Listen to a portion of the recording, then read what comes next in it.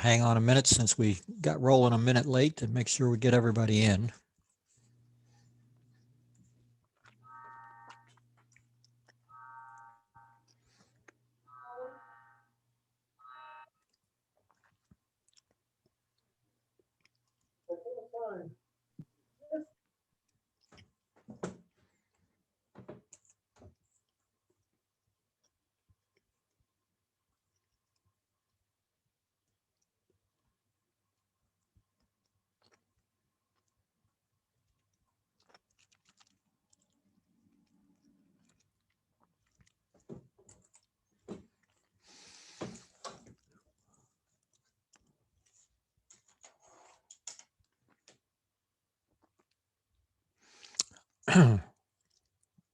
I'm not sure.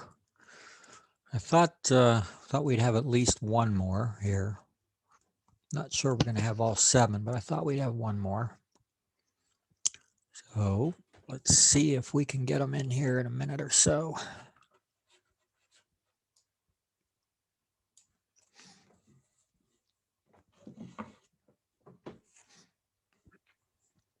Did you get my email with my pictures?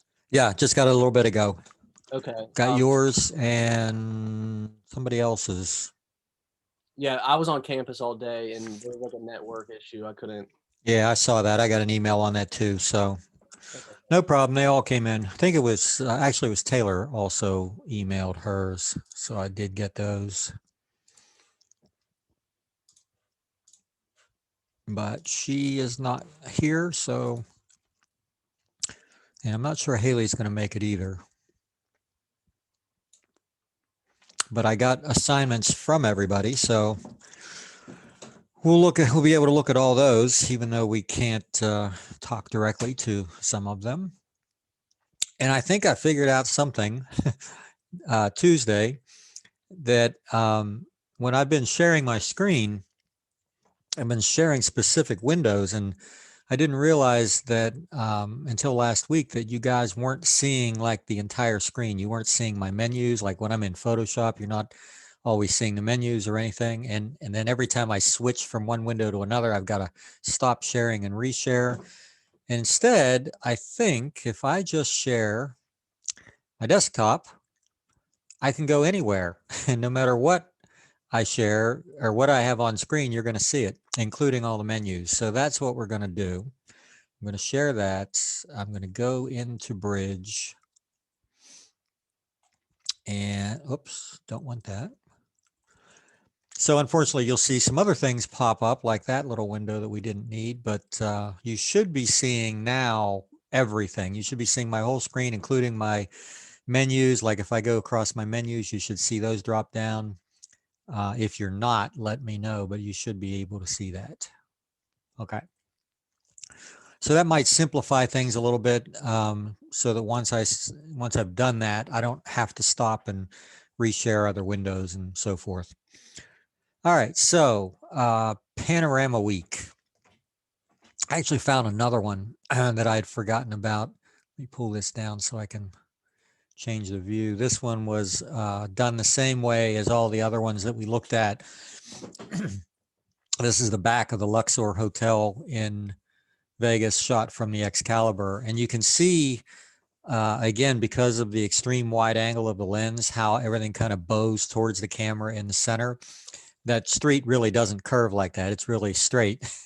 But that's what happens. The things that are closer to the camera tend to, and that's I can fix that. I can go in and transform that and warp it back into place and all of that. But I kind of like it, so I left it the way it was. All right, so let's look at, we have a couple loose images in here. This one was Taylor's. It says Valley View, which I'm guessing is Valley View Avenue in Wheeling. And she sent the PSD file so I could open it up and see the, the different layers and how many source images she used.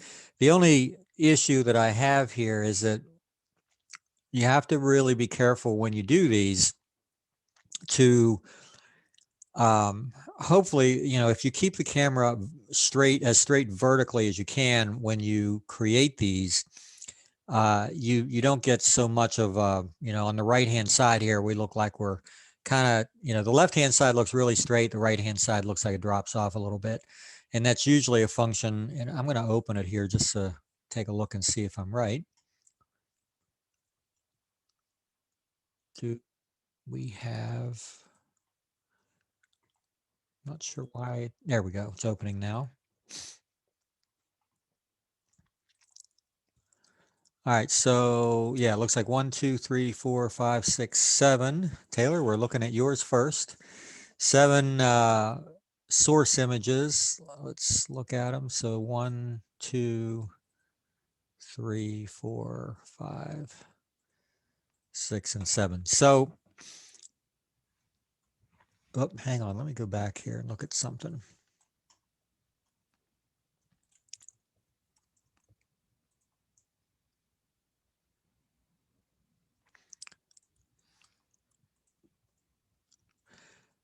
All right, I'm going to turn all of these on for a second, except that one.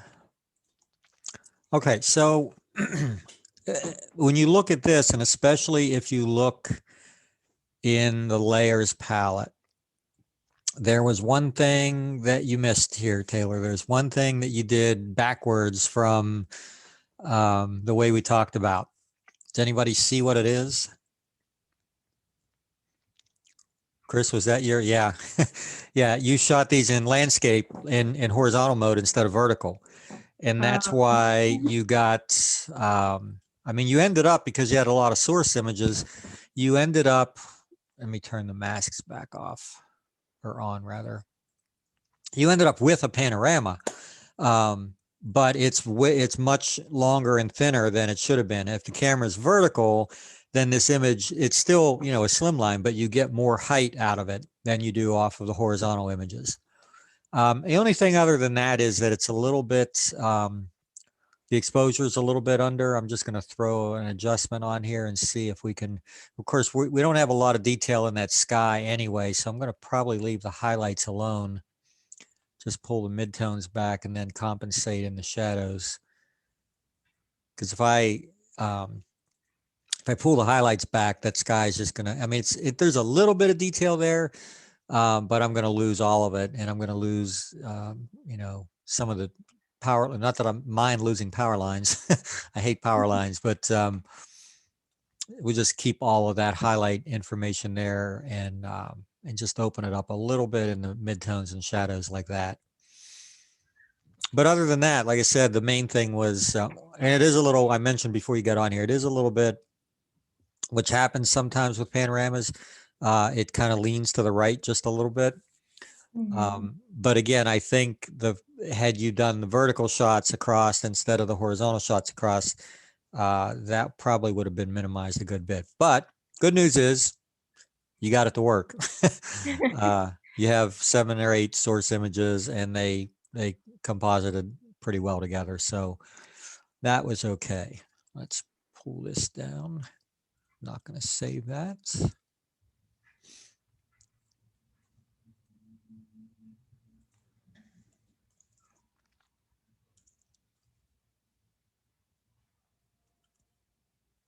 I thought I had, oh no, I created a folder for the other one. I thought I had another loose image, but I don't. All right. So this one is Beth's, titled, I Sneaked on the Roof for This. Is this the pen at Moundsville? Is that where you're at? And you snuck up on the roof? Yeah, I was at work and I was just like walking around. There was a window open. I was like, I'm gonna go on the roof. So that's what I did. But I had another idea to do in the penitentiary, and then the window was open, so I did something different. Well, it works. Definitely is an interesting. So here's your source images. We'll go down through,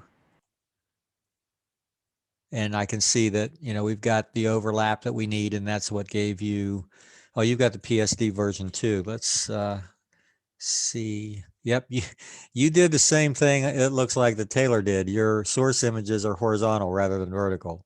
And that's why, again, it's why the image is much longer than it is tall. No, As I I, took it in vertical. I just cropped it down more. oh, you cropped it down more. Okay. Yeah, because it looks gross on the bottom. Okay. Gotcha. So, yeah, so maybe I shouldn't make that, that assessment. Because when you look at the thumbnails in layers palette, they do look horizontal. But yeah, if you cropped it down more than it was, and you had 1, 2, 3, 4, 5, 6 source images. So Taylor, maybe you did the same thing. I don't know.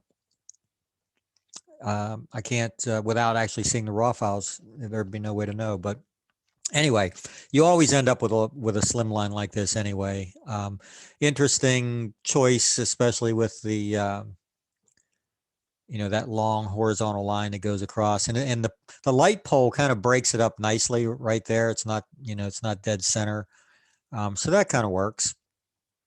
And then let's get back to this. Not sure quite what to make of this. It says everyone AI is going to take over the world, trying to align a picture that literally contains a straight line. So was this what Every did time I tried to do the photo merge thing, it did stuff like that, and I couldn't fix it, so I just like aligned it myself. And oh Photoshop just made wow. So did you have the auto perspective thing turned on? Because that's the easy way. That's when you shouldn't run into any of this. I mean, your layers in your layers palette might look like this, but once it's all done, it should you shouldn't have this. So I'm not I tried, sure.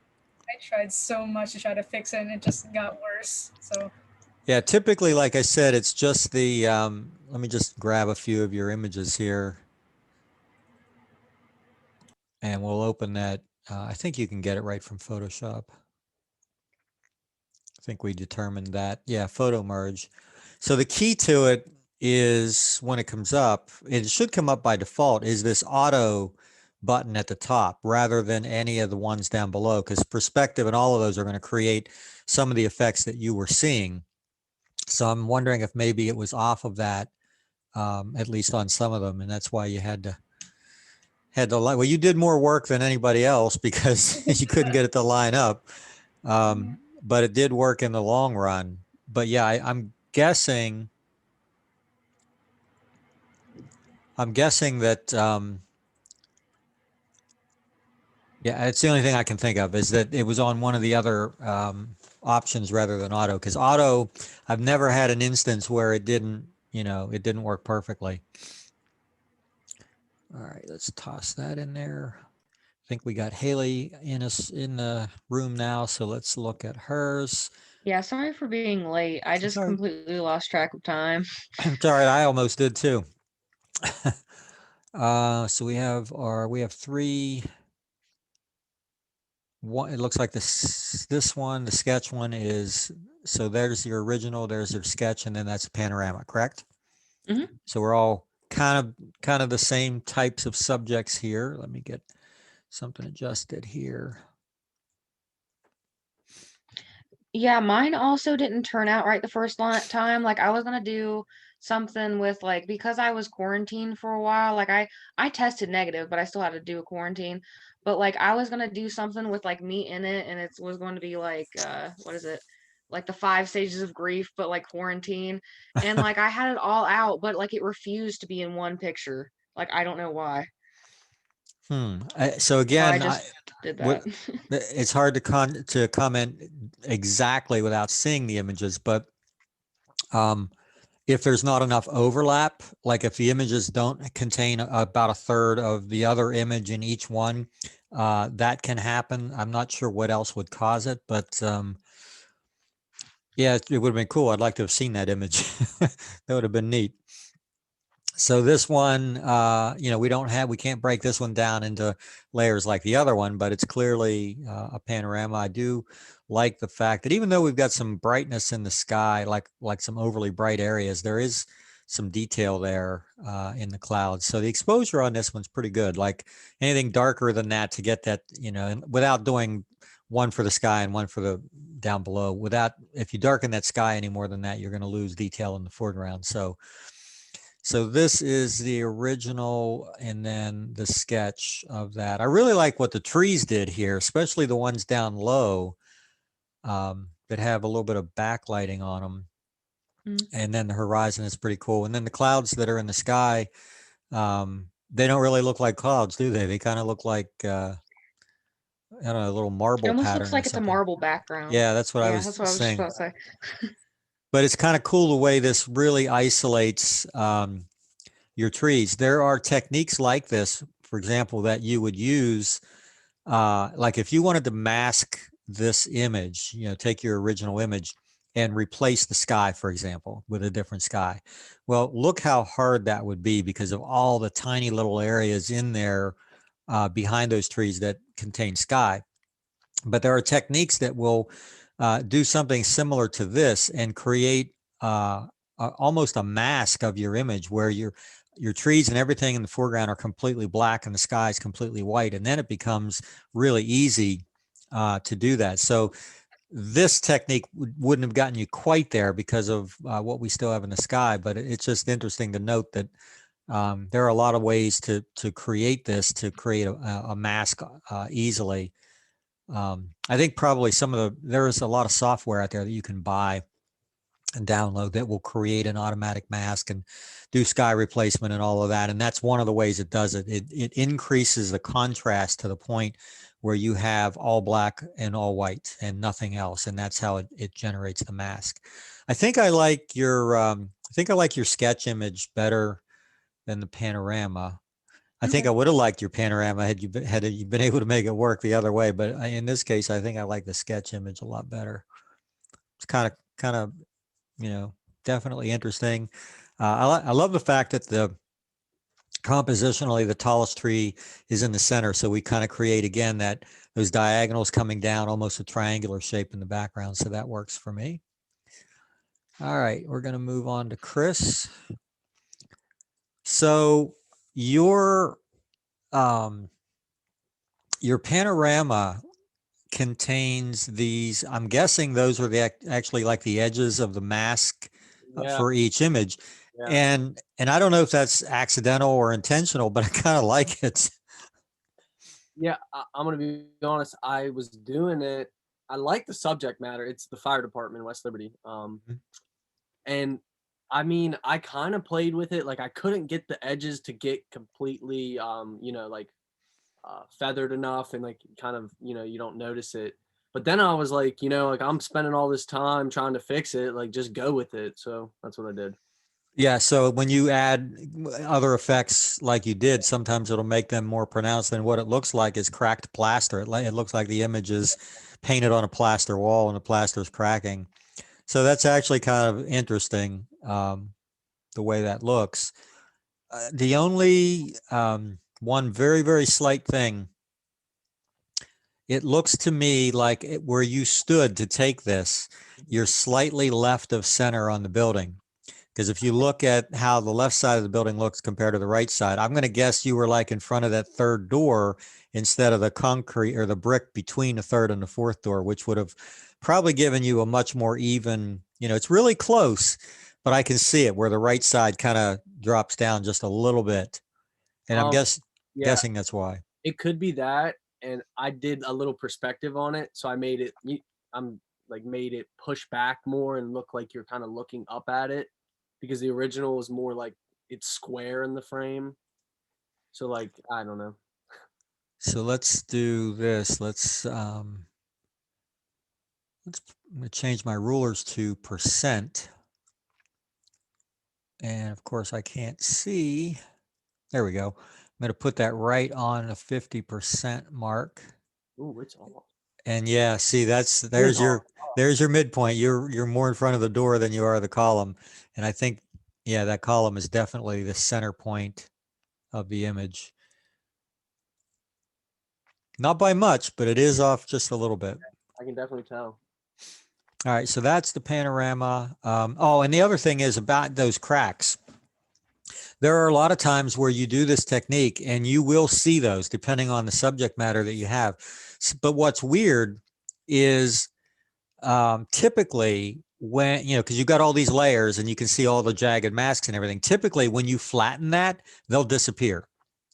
Or sometimes if you just create a merged layer at the top that is a composite of all your other layers, they'll disappear. I don't know why that is.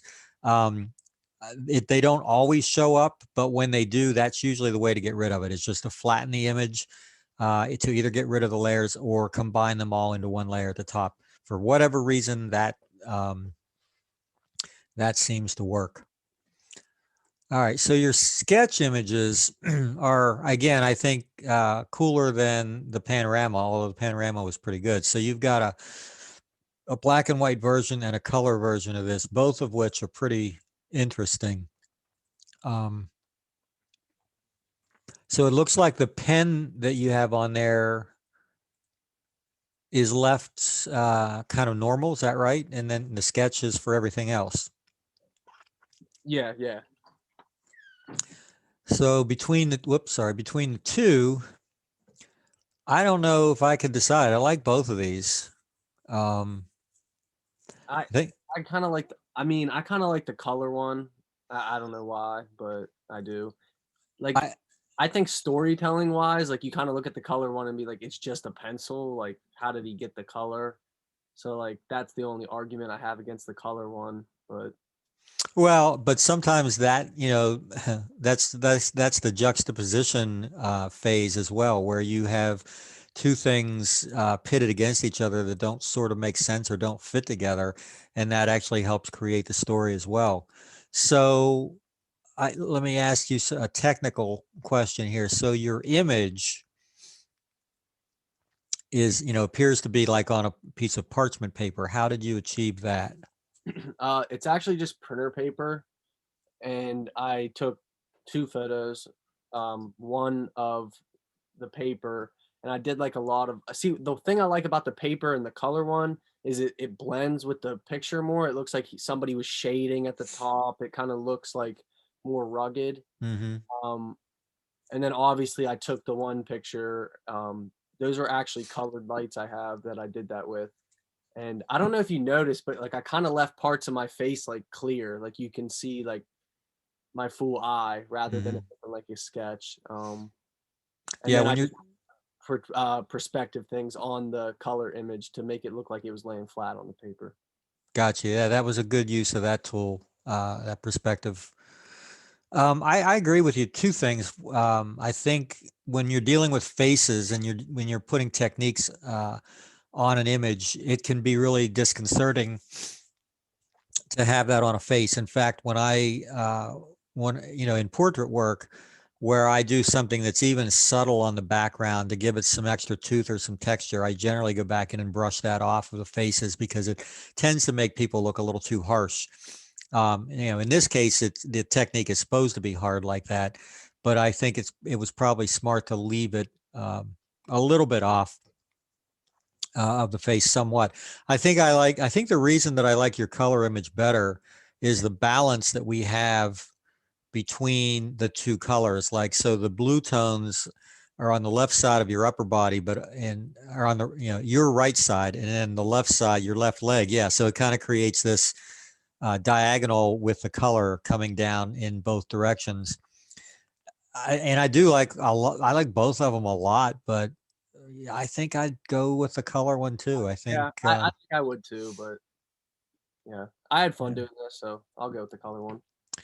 yeah, I mean, this was, the more I look at it, the more, and as you explained it, the more I see things that you did that were done really well like that. And I do that a lot where I'm changing perspective, even in, like, not just to play with images to do this kind of thing, but I mean, you'd be amazed at how much you have to do stuff like that in the real world, like just on regular jobs. If you're shooting something that you literally cannot get into a position to square the camera up with it, and you get convergence, whether it's, papers or whatever, we have to do this all the time to make it look like it was shot, square. And it's a great tool because it works really well. But, there are times where, we actually have to photograph things laying down, like, you know, a long sheet of paper or something. So you can imagine it sort of looks like the credits in Star Wars as it's, you know, getting smaller. But with that perspective tool to pull that back to the corners, it looks like you were directly over top of it. And that's another thing is I've been asked so many times to shoot directly down on something for like magazine covers and things like that. Well, the only way to shoot directly down on something, especially if you're shooting wide and not see your feet, is to be on a scaffolding, you know, like laying over top of it. And that's not always feasible. So you tend to have to shoot at a little bit of an angle and then do what you did with this. But this was a good use of it. You know, getting that image to look like it's laying on that paper. That was pretty cool. So I like that. We're going with the color one. All right, Eva, your panorama is called Land of the Lost. I think that's a great title. And I would say, at first I would think to myself, wow, I'd like to see even more like left and right, but I don't know what was there. Maybe what was there wasn't interesting enough. It's clearly, it is a panorama. It's not maybe as, like I said, as wide as I'd like to see, but again, there might just not be anything worthwhile. And when you do go wider, it does shrink the elements that are already there. So the waterfall would have been a bit smaller. And those steps on the right might have, you know, I kind of like them being at the edge of the frame like that. So not gonna beat you up for that. I think you picked a good subject for it. I'm gonna open this up just to see. The only thing I'd like to do, if possible, is just open those shadows up a little bit. And again, I'm doing this after the fact on a JPEG file rather than your original file, so I'm going to be a little limited. But again, if I'm thinking about it, if I go in and pull, and I can pull the highlights a little bit in this one, but it's mostly those midtones to get a little more detail in that rock.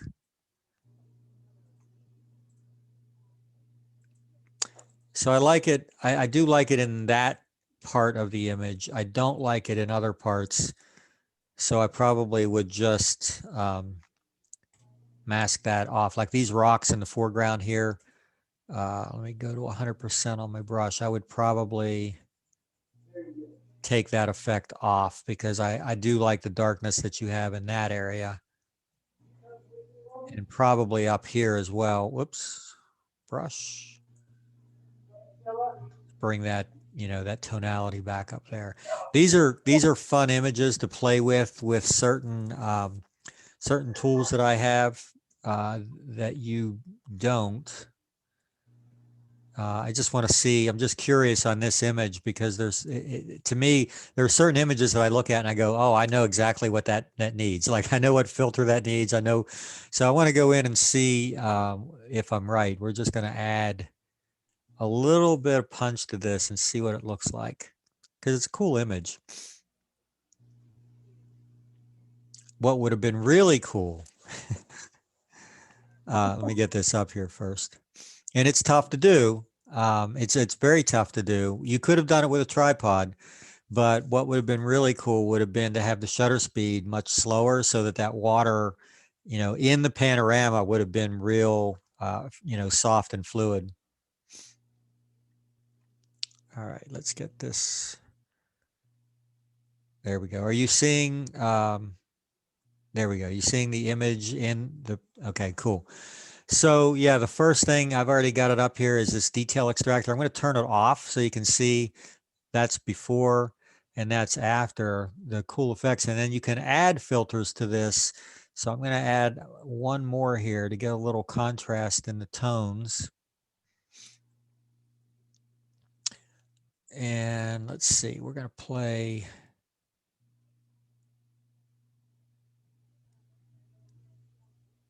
Highlights, really, we're not doing a whole lot here. But I want to deepen those shadows a little bit. Not sure if it's just, I think the preview is very slow. I think that's what's happening because I made a change and nothing happened. I'm going to give it a second to see if it updates. I do see it says calculating down here in the lower left-hand corner. Usually Yeah, this already is, what's that? That it already looks a lot brighter. Yeah, it's brighter. I just want to, it might be too bright. That's why I'm trying to make an adjustment to the shadows here. Maybe we can just pull. Yeah, it just does not want to do the preview for me.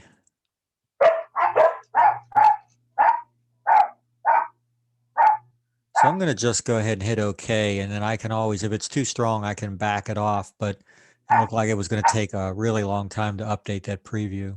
Normally, it's instantaneous. As soon as you move a slider, you see what you're doing.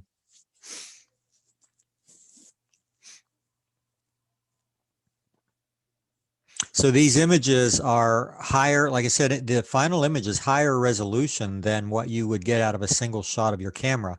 So it does take longer to process, a filter like this or something, because it's just dealing with a lot more pixels overall than it would be from a single shot.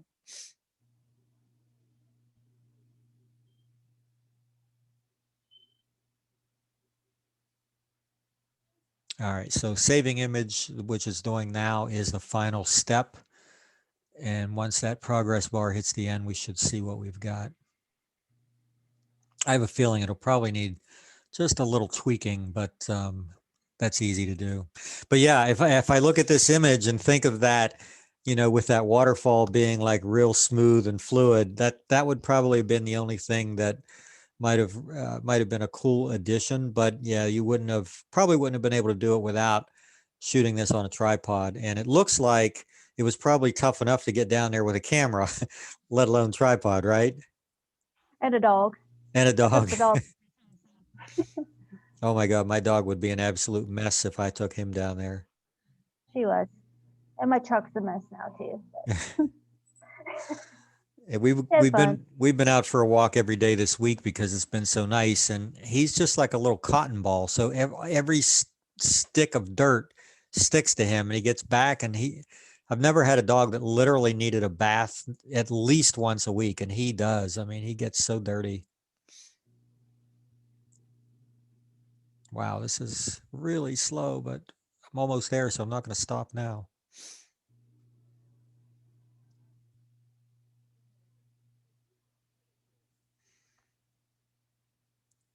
Maybe if I tickle the progress bar, it'll move faster.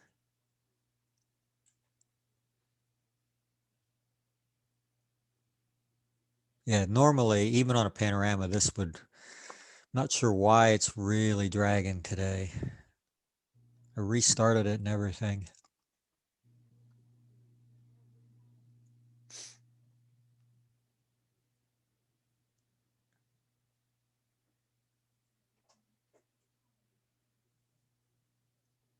Wow. I don't know about where you're at, but the wind just picked up like crazy here. All right, so it looks like it did add the effect, and it is a little strong in spots.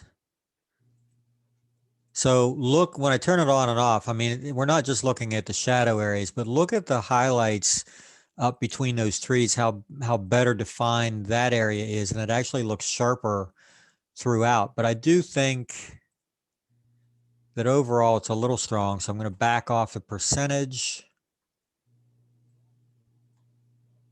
And I would probably also mask a little bit of this off, like 50% of it maybe down here in the foreground, just to even up that exposure.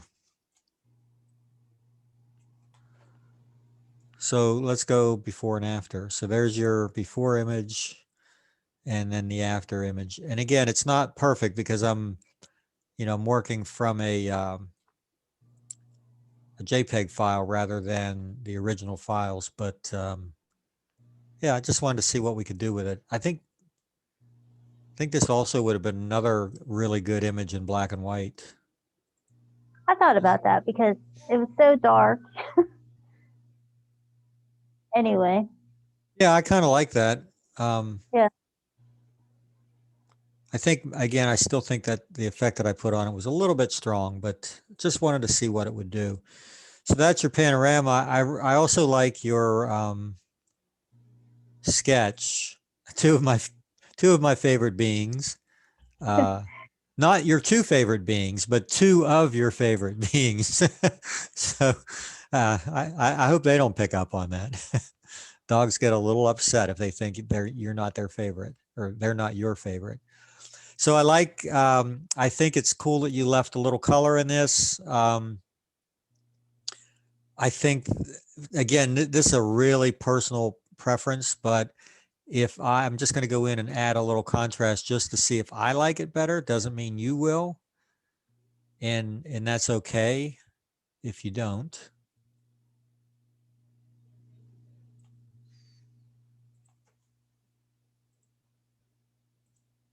For me, I do. I like the background because I think the background is a little bright and a little hot. And this kind of pulls it down a little bit, but we don't really lose any detail in the foreground. In fact, I think we gain a little bit in the dock, the dog, the jeans, and all of that. Again, I'm not going to knock it either way. Personally, I think I like it better with a little contrast, but it's okay if you don't. Between the two, I really think they're both pretty equal. Yeah, I'm not gonna really push one ahead of the other, so I'll let you decide which one you like the best. I gotta go with my husband and my. Well, I think you'd be in trouble if you didn't. Trouble if I I did. honestly do think that one is a little better for a couple of reasons. And again, it comes down to, I mean, the technique is good. It's fine. It's I do like it a little darker, but the whole thing about the photograph is that it is, it's a little bit of a storytelling image, and I like that. I do in this one, I do kind of really like the way the rocks have kind of created this little, almost like an S shape at the top that leads you down into the waterfall. So again, compositionally, that one looks really good, but I think overall, yeah, I'd probably go with that. So 2 weeks in a row, you've done, I don't know what you did 3 weeks ago, but I know the last 2 weeks you had some pretty good stuff. So good job there. Thank you. Oh, Jaden, I don't think I saw yours yet for whatever reason. Oh, yes, I did. Yes, I did. Okay. Yes, I did. Okay. So this is your panorama. Great choice for subject. I would never have thought of this, probably because I absolutely hate bees. I am petrified of them. I was chased by a bumblebee today, and I'm suffering mentally from it a little bit still. And I had my dog with me, and I'm like, thinking, do I sacrifice the dog and run? Because maybe it'll go after the dog and leave me alone. When I was like 8 years old, I was playing in an old abandoned car and there was a hornet's nest in it. And I don't know if you've ever been stung by a hornet, but it is the most painful sting that you can get, probably short of a scorpion. And I got stung 5 times. They were inside my clothes. I got stung inside my ear. And I was running down the street and I must have looked like I was on acid or something. The way I was just, you can imagine this 8-year-old running down the street. And ever since that day, I have been like petrified of any kind of bee. And I'm getting off track, but I'm going to finish the story. So a couple of years ago, I did some research and I didn't know this, that there are like the male bumblebees, which are, the big ones. I call them carpenter bees because they will drill a 3/8 hole, like their heads rotate, and they'll drill into wood, and it's a perfect 3/8 inch hole. But the males actually build the nests in the ground, and I didn't know those things were nested in the ground. I found one right outside my house a few years ago, and they were the most aggressive bee. Normally these carpenter bees or bumblebees, they're kind of docile, like they don't really bother you. But these things, when you get near the nest, they become incredibly aggressive. And Jaden, maybe you know this, I don't know. But I stood out there for about 4 hours and sprayed and killed them as they came out. And one of them came at me, and it was summertime, obviously. So I had flip-flops on. and I took my flip-flop off, and I'm not exaggerating. I took my flip-flop off and I hit that bee as it came towards me, and it flew 30 or 40 feet across the yard. And I thought, I killed it. It got up and came right at my head, and I took off running. Now, again, try not to picture this because it's hilarious. I ran all the way around my house, like literally it's probably 100 yards where I had to go. And this bee was attacking my head every step of the way. Like I could hear it in my ears trying to get at me. And when I got around to the front of the house, I ran in the garage, ran in the house, went to the front door. The door was open. The screen door was shut. And this bee, I've never seen anything like it. It was flinging itself at the screen door to try to get at me. I really pissed it off. and it scared me. Like I have never had anything attack me like that before. So when I look at this picture, I have a little bit of like the hair standing up on the back of my neck. But with that being said, I think this was a really, really interesting choice for a panorama. Now, could you have gotten this in one shot? Maybe you could have stood back, and taken one shot and cropped it down a little bit. But I think it's really cool because these bees, I'm guessing, are in motion, correct? Yeah. Yeah. So and like we looked at in some of the examples last week, you can do panoramas with things in motion, and the software is usually pretty good at aligning them, especially if your shutter speed's fast enough to where it looks like it was done in a single shot. Because I don't see any bees here as I'm looking. I don't see any of them that are like cut off, like part of it exists in one frame and not in the other. I mean, it looks really natural all the way across. Do you keep bees? Yeah, we have for like 12 or 13 years. And I know the background, and I know how beneficial they are, and I know how, what the benefits are of keeping them and all of that. When I see somebody that does like a beard of bees, it literally like puts me in therapy. Like I can't, I just couldn't. Not, that fear factor. If that was my thing to do, I would say, keep the money. I'm done. I'm out. Not going to do it with bees. But anyway, great exposure, great image because of the color harmony in a shot like this. It's perfectly straight. I love that. You could have done this on a little bit of an angle, and if it had been off just a little bit, it would have been kind of disconcerting. But I love the fact that it's kind of in this grid, vertical and horizontal grid. So that's pretty cool. And the queen's in the middle there. I saw that. I thought that's what that was, but I wasn't sure. So hang on, let's get this. Yeah, right there. Wow. Ugh.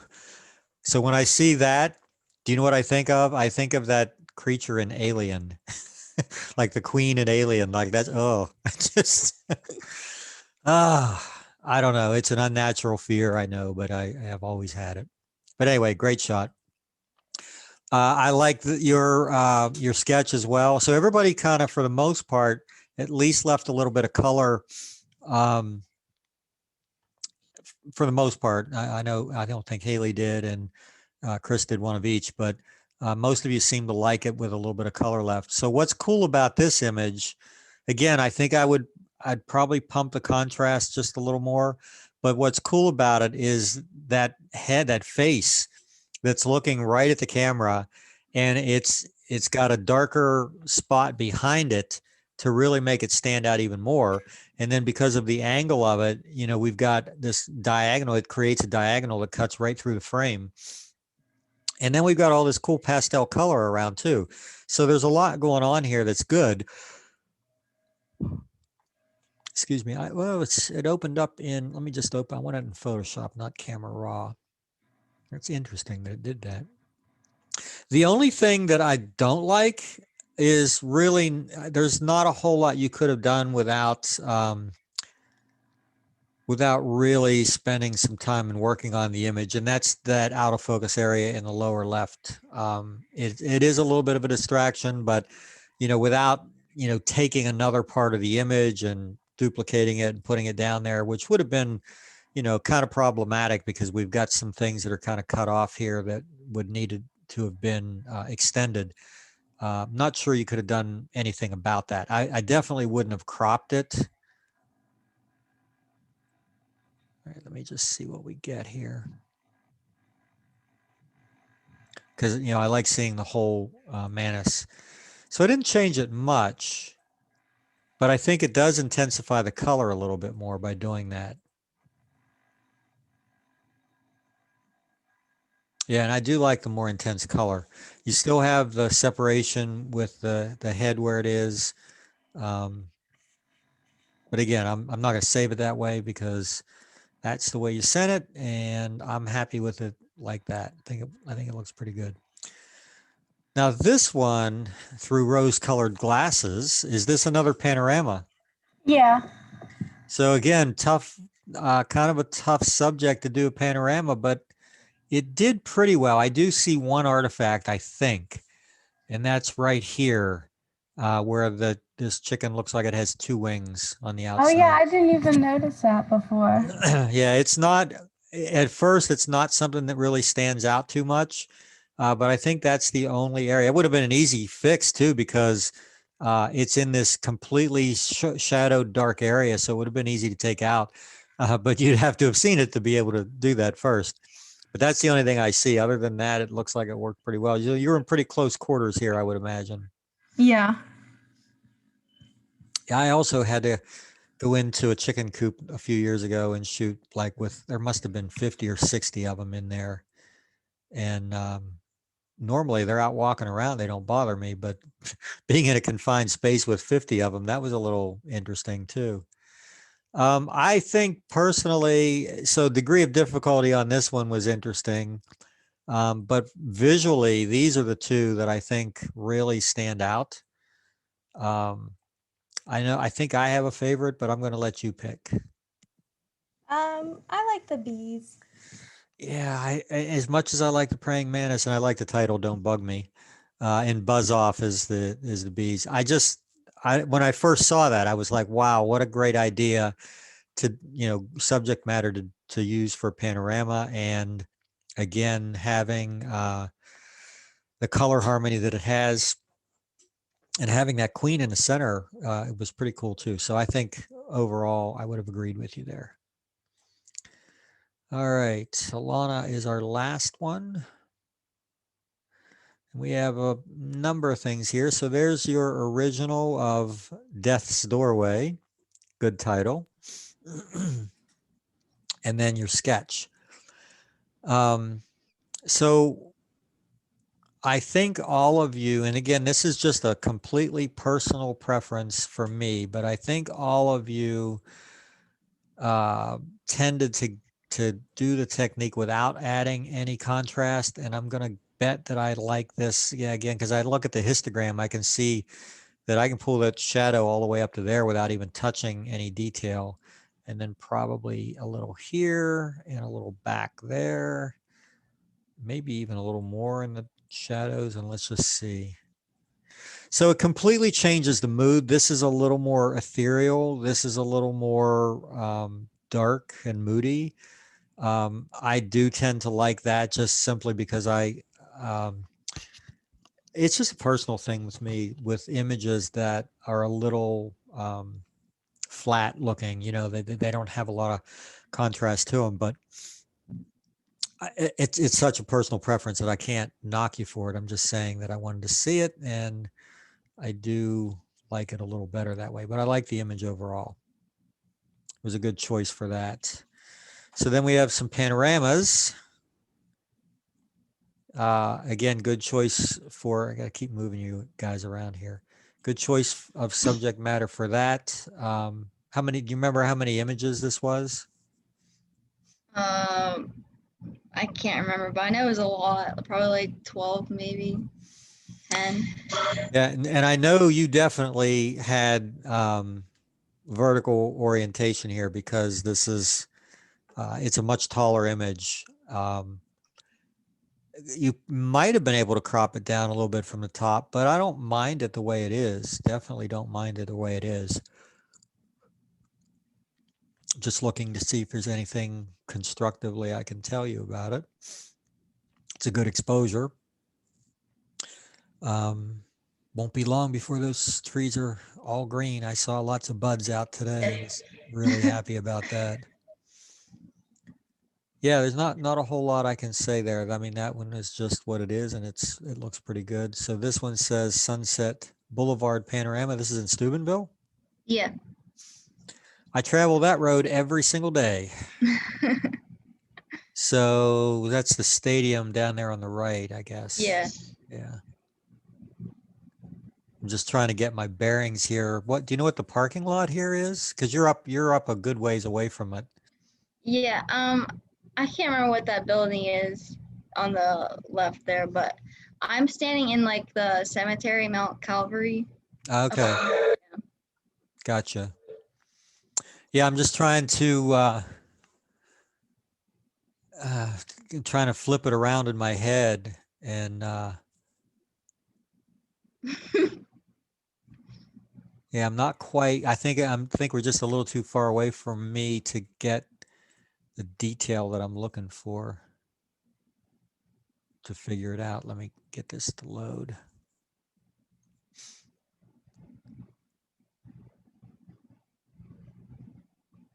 Sorry, I just got to find something. So there's an Enterprise.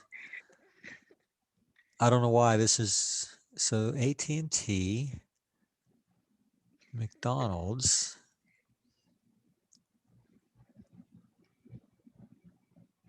I just can't quite get in my head. And I don't know. Oh, wait, here we go. So Brady Avenue, Brady Avenue, University Boulevard. Big Red. So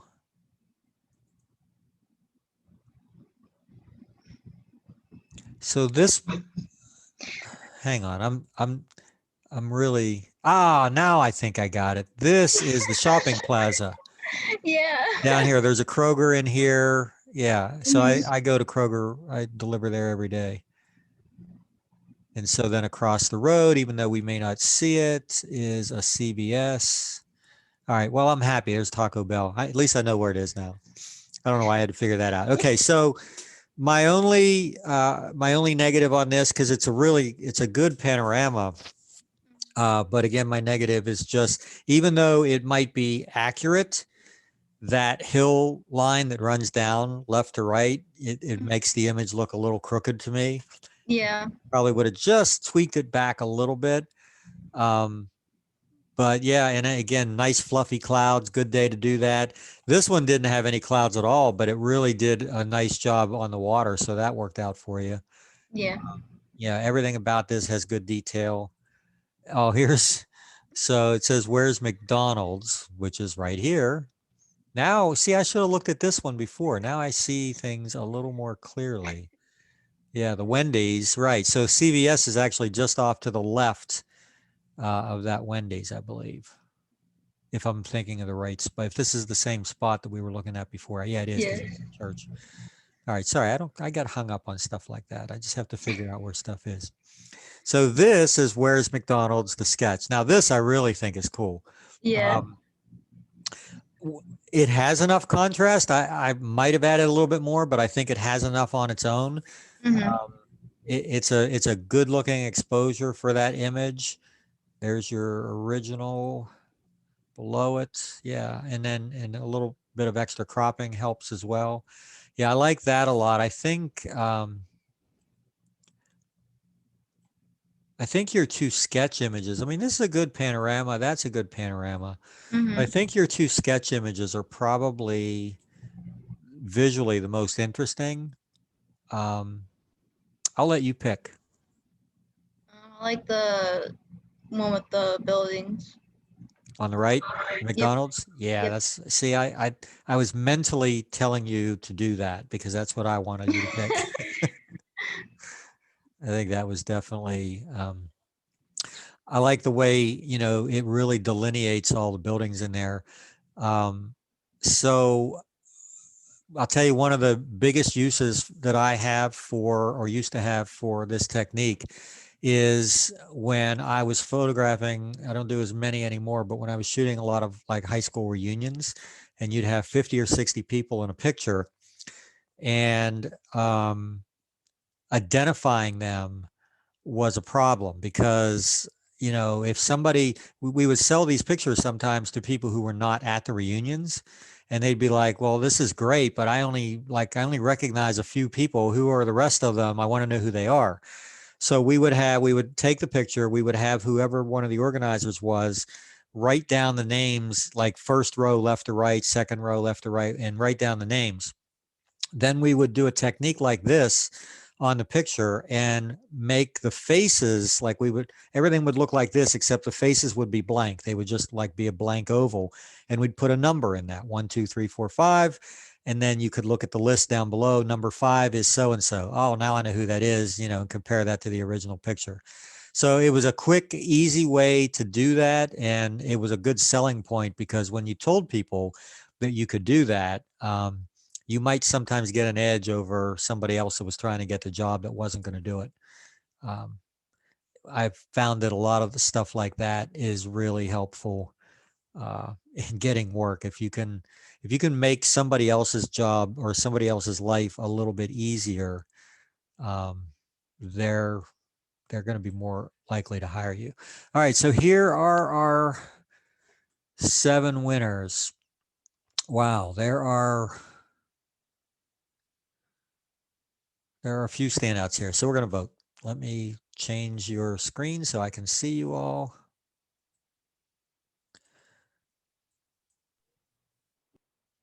All right, everybody's still here. So either raise your hand or do your virtual hand. We'll start with 2 of my favorite beings on the dock. Then we'll go to Where's McDonald's the sketch. And then the oak spider, the trees sketch. Buzz off. Okay, I sneaked on the roof for this. Valley View, this is Valley View Avenue, right? Yeah, okay, thought so. And then Chris's sketch at the end. All right.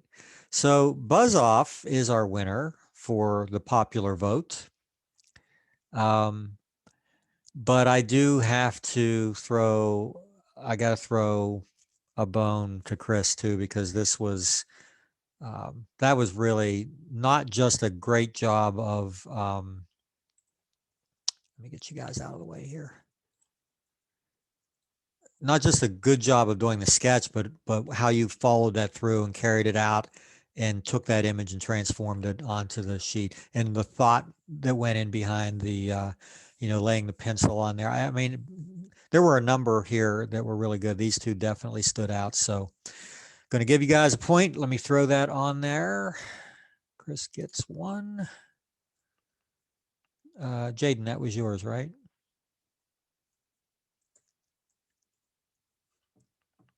I think so. Yeah. Okay. Just checking the standings here. Nobody's shut out. Everybody's got something. All right. So it is about 5 o'clock. When we'll take a little break. When we come back, so today's a little weird. We're going to look at a couple of different techniques that relate to composites, templates, and compositing in general. But I'm not going to, how do I want to say this? Some of it is a little more of an involved technique. And if we were doing this in class face to face, we would probably sit down and actually do one of these exercises together. But I think for the assignment, I'm not going to rope you. Like, you can do one of these if you want, but I'm going to open it up a little bit for those of you that, maybe the Photoshop end of this is a little more challenging because of the fact that we're doing it remotely like this. But I do want you to see how this, there are several different variations of these things and how they're used and how they're created. We'll show you some examples of them as well. But that's what we'll do for the second half of the class. There's some pretty cool stuff in there, pretty interesting looking stuff. And then I'll give you details on the assignment once we're done. So it's right about 5 o'clock. Let's do 5:15. We'll meet everybody back here. Let me stop sharing so I can pause this. All right, and we'll see you in 15.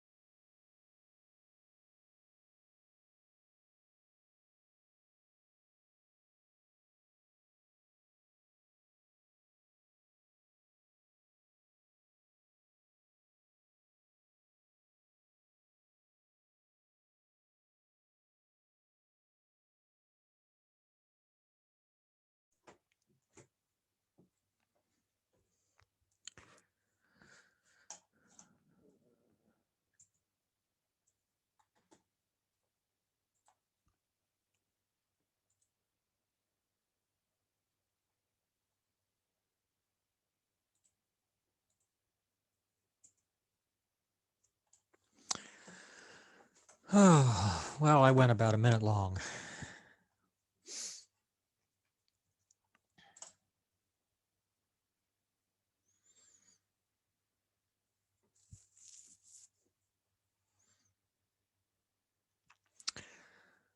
Okay, so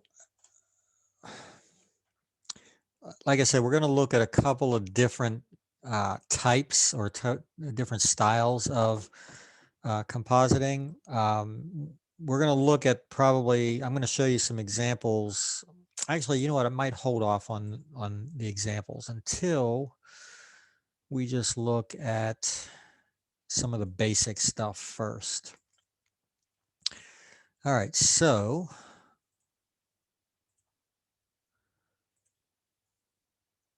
this is basic stuff here. So again, composites or compositing can mean a lot of different things.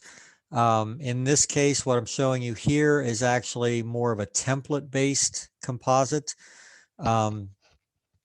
This is probably the most complicated one I ever did. And it was printed, I think it's a 40 or 50-inch print, 50-inch print, I think, and it hangs in the court, or yes, it hangs in the library at the courthouse. I can't remember where it is, but anyway, I had to photograph 210 attorneys and judges and so forth, and put this together. And it was a very, very long, drawn out process to put it together. But I just want to kind of show you because there are some techniques that I learned in doing this that may or may not be beneficial to you guys at some point down the road. Mostly what it does is it's going to show you a couple of Photoshop techniques that even if you don't ever do something like this, you might be able to use for something else. So we'll look at a couple of things. Well, let's just pull up so these are templates. These are originally these were designed as templates for wedding albums. And so all of the little blue squares are placeholders which would hold a photograph. And then the background of the page where you see it's gray would also be a single photograph that would fade to white as it came towards the center of the page. And so it would have been, I think it was designed to be a black and white image on the left side and the right side and sort of half faded out.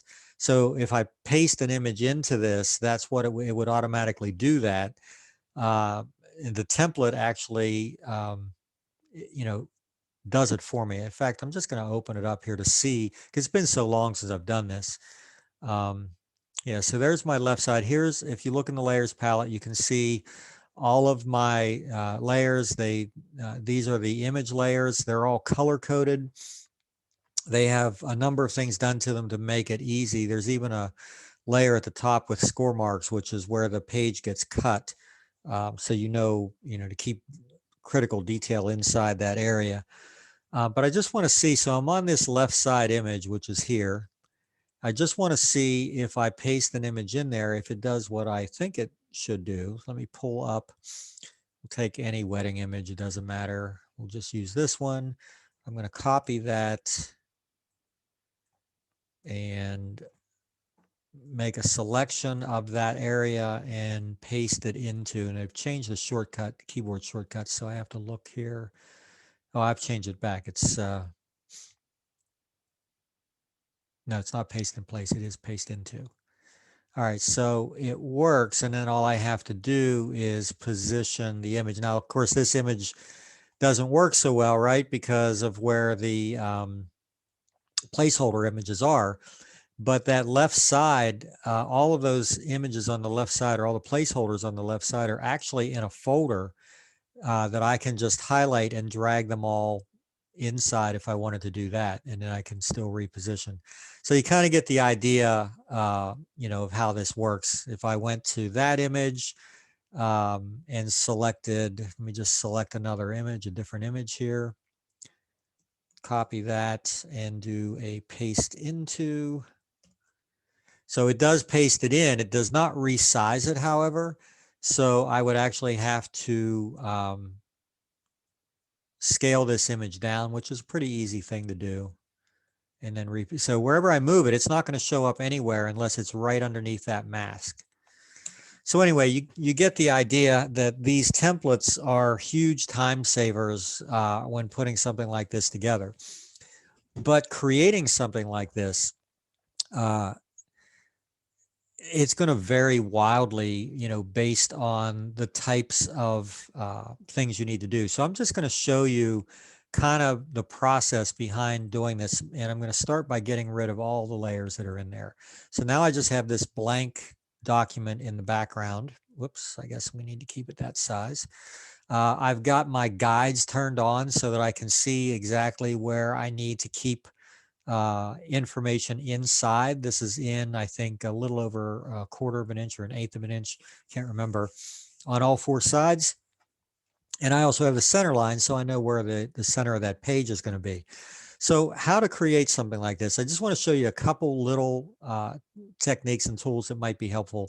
So I'm just going to take the rectangular marquee and I'll look in the options bar, and under style, I want to say, I could make this a fixed size, but I don't want that. I want it to be a fixed ratio. And there's a difference between ratio and size. Size is going to be very dependent on the actual size of my document. And if I go and look at inches, I can see that this document is what, about 17, a little over 17 inches wide, a little over 12 inches tall. And I don't want to, I could make this and say, well, I want this to be a 2 by 2.5 or a 3 by 4 or 4 by 5 or whatever. But I actually just want the ratio. I want that 4 by 5 ratio. And I want to size these things to where they visually look like they're about what I want. So here's what I would do. I'm going to create a blank layer because every placeholder that I create should be on a blank layer. It makes it easy to move it around. It makes it easy to line things up. But because I've set the fixed ratio, and I'm going to set the height and width, the width will be 4, the height will be 5. So no matter how big I make this, a 4 by 5 image is going to be proportional to the placeholder that I create. It may not be the same size, and like you saw in the last image, I have to scale it down, but the ratio is going to be the same. So as I start to drag this out, no matter how big I make this square, the ratio is 4 to 5. And so if I'm going to do, let's say I'm going to do 4 or 5 rows of these, I'm visually going to say, well, that's probably about the size that I want if I'm going to try to fit 4 or 5 rows of these in. So I've got a selection made on a blank layer. And what I need to do then is to fill that selection with a color. And in this case, I'll just use the foreground color, which is black. The keyboard shortcut for fill, I can go to the edit menu. I can go edit fill, but there's a keyboard shortcut for that. To fill with the foreground color is Option Delete. It's Alt Delete on Windows. So it's just a real easy thing to do. And then I'll deselect. So now, because that placeholder is on its own layer, I can move it around on the document anywhere I want. If I think that that's the size that I want, I'm going to kind of place it where I think I want it to be.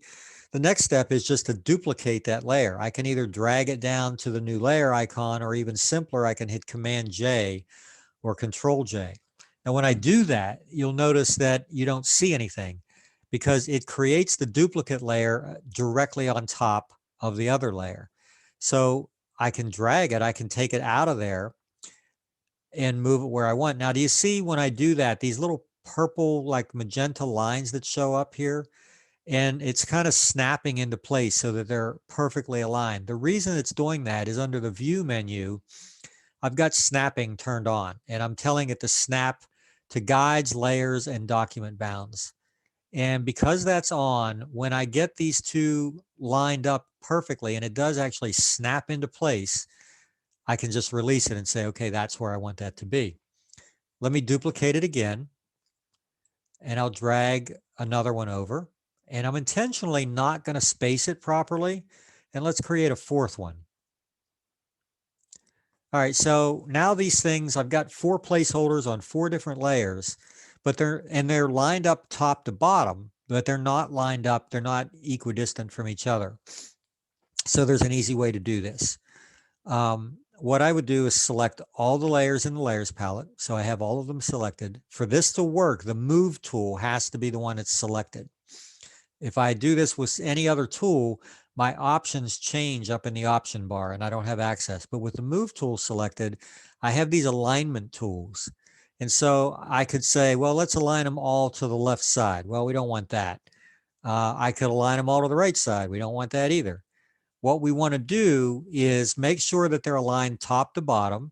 So there's that, and then this icon right here is for aligning, wait a minute, that's aligning the vertical centers or distributing.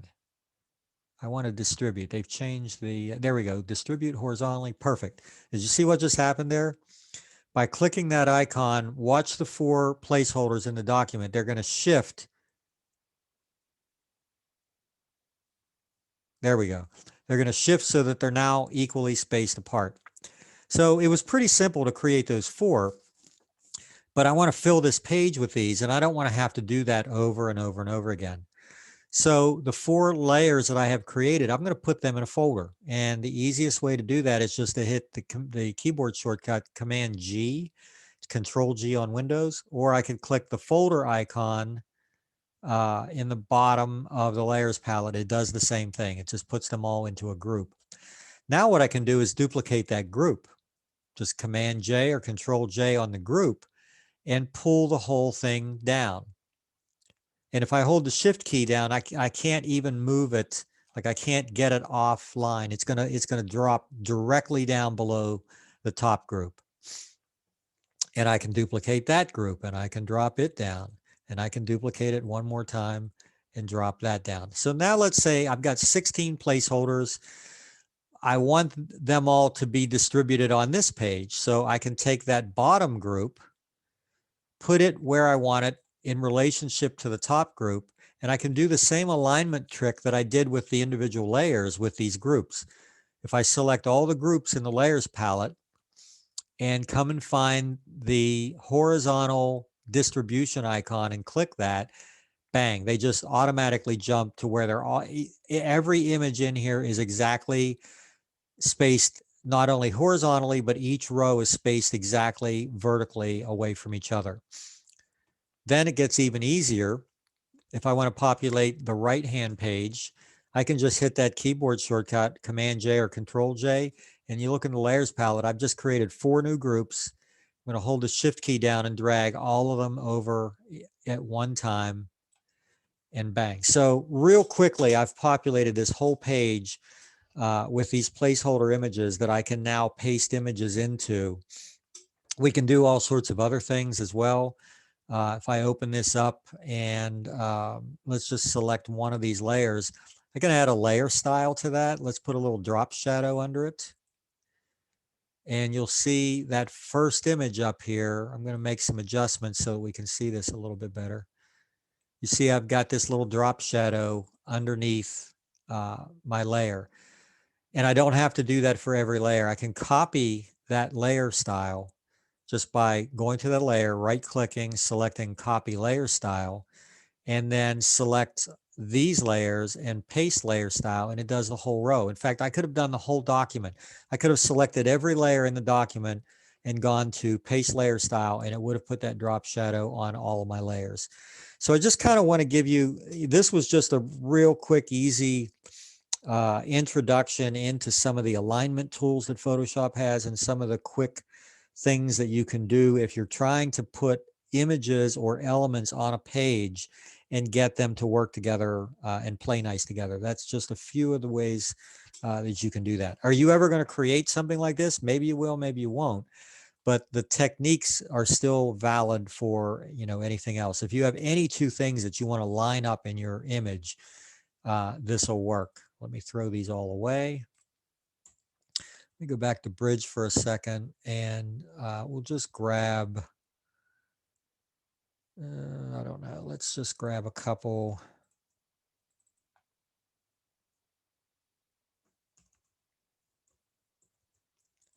So I'm just going to drag these images onto my page. Wow, they're really big, so we have to really scale them down.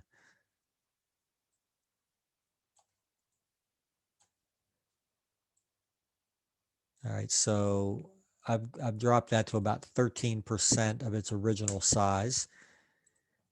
And then I'll take the other image and drag it in, and I'm, instead of Command T or Control T for transform, I'm going to hit, I believe it's Shift Command T. And if these two images were the same size to start with, it's going to transform this one also to 13%, which it did. Okay, so they were not the same size to start with, but it did bring it down to 13%. We close that up. I would probably further bring this down so that the two match up. So now again, if I have these two images on a page and I want to just get them to line up, I can, if my snapping is turned on, it's easy. All I have to do is drag it up till it snaps in place. If I don't have that, I would just select the layers in the layers palette, and with the move tool selected, tell it to align the tops of the layers. Very simple. So again, that's just something to keep in the back of your head. This is not maybe something that you'll get into very, very quickly if you ever do at all. But I wanted you to see those alignment tools and how the alignment tools work.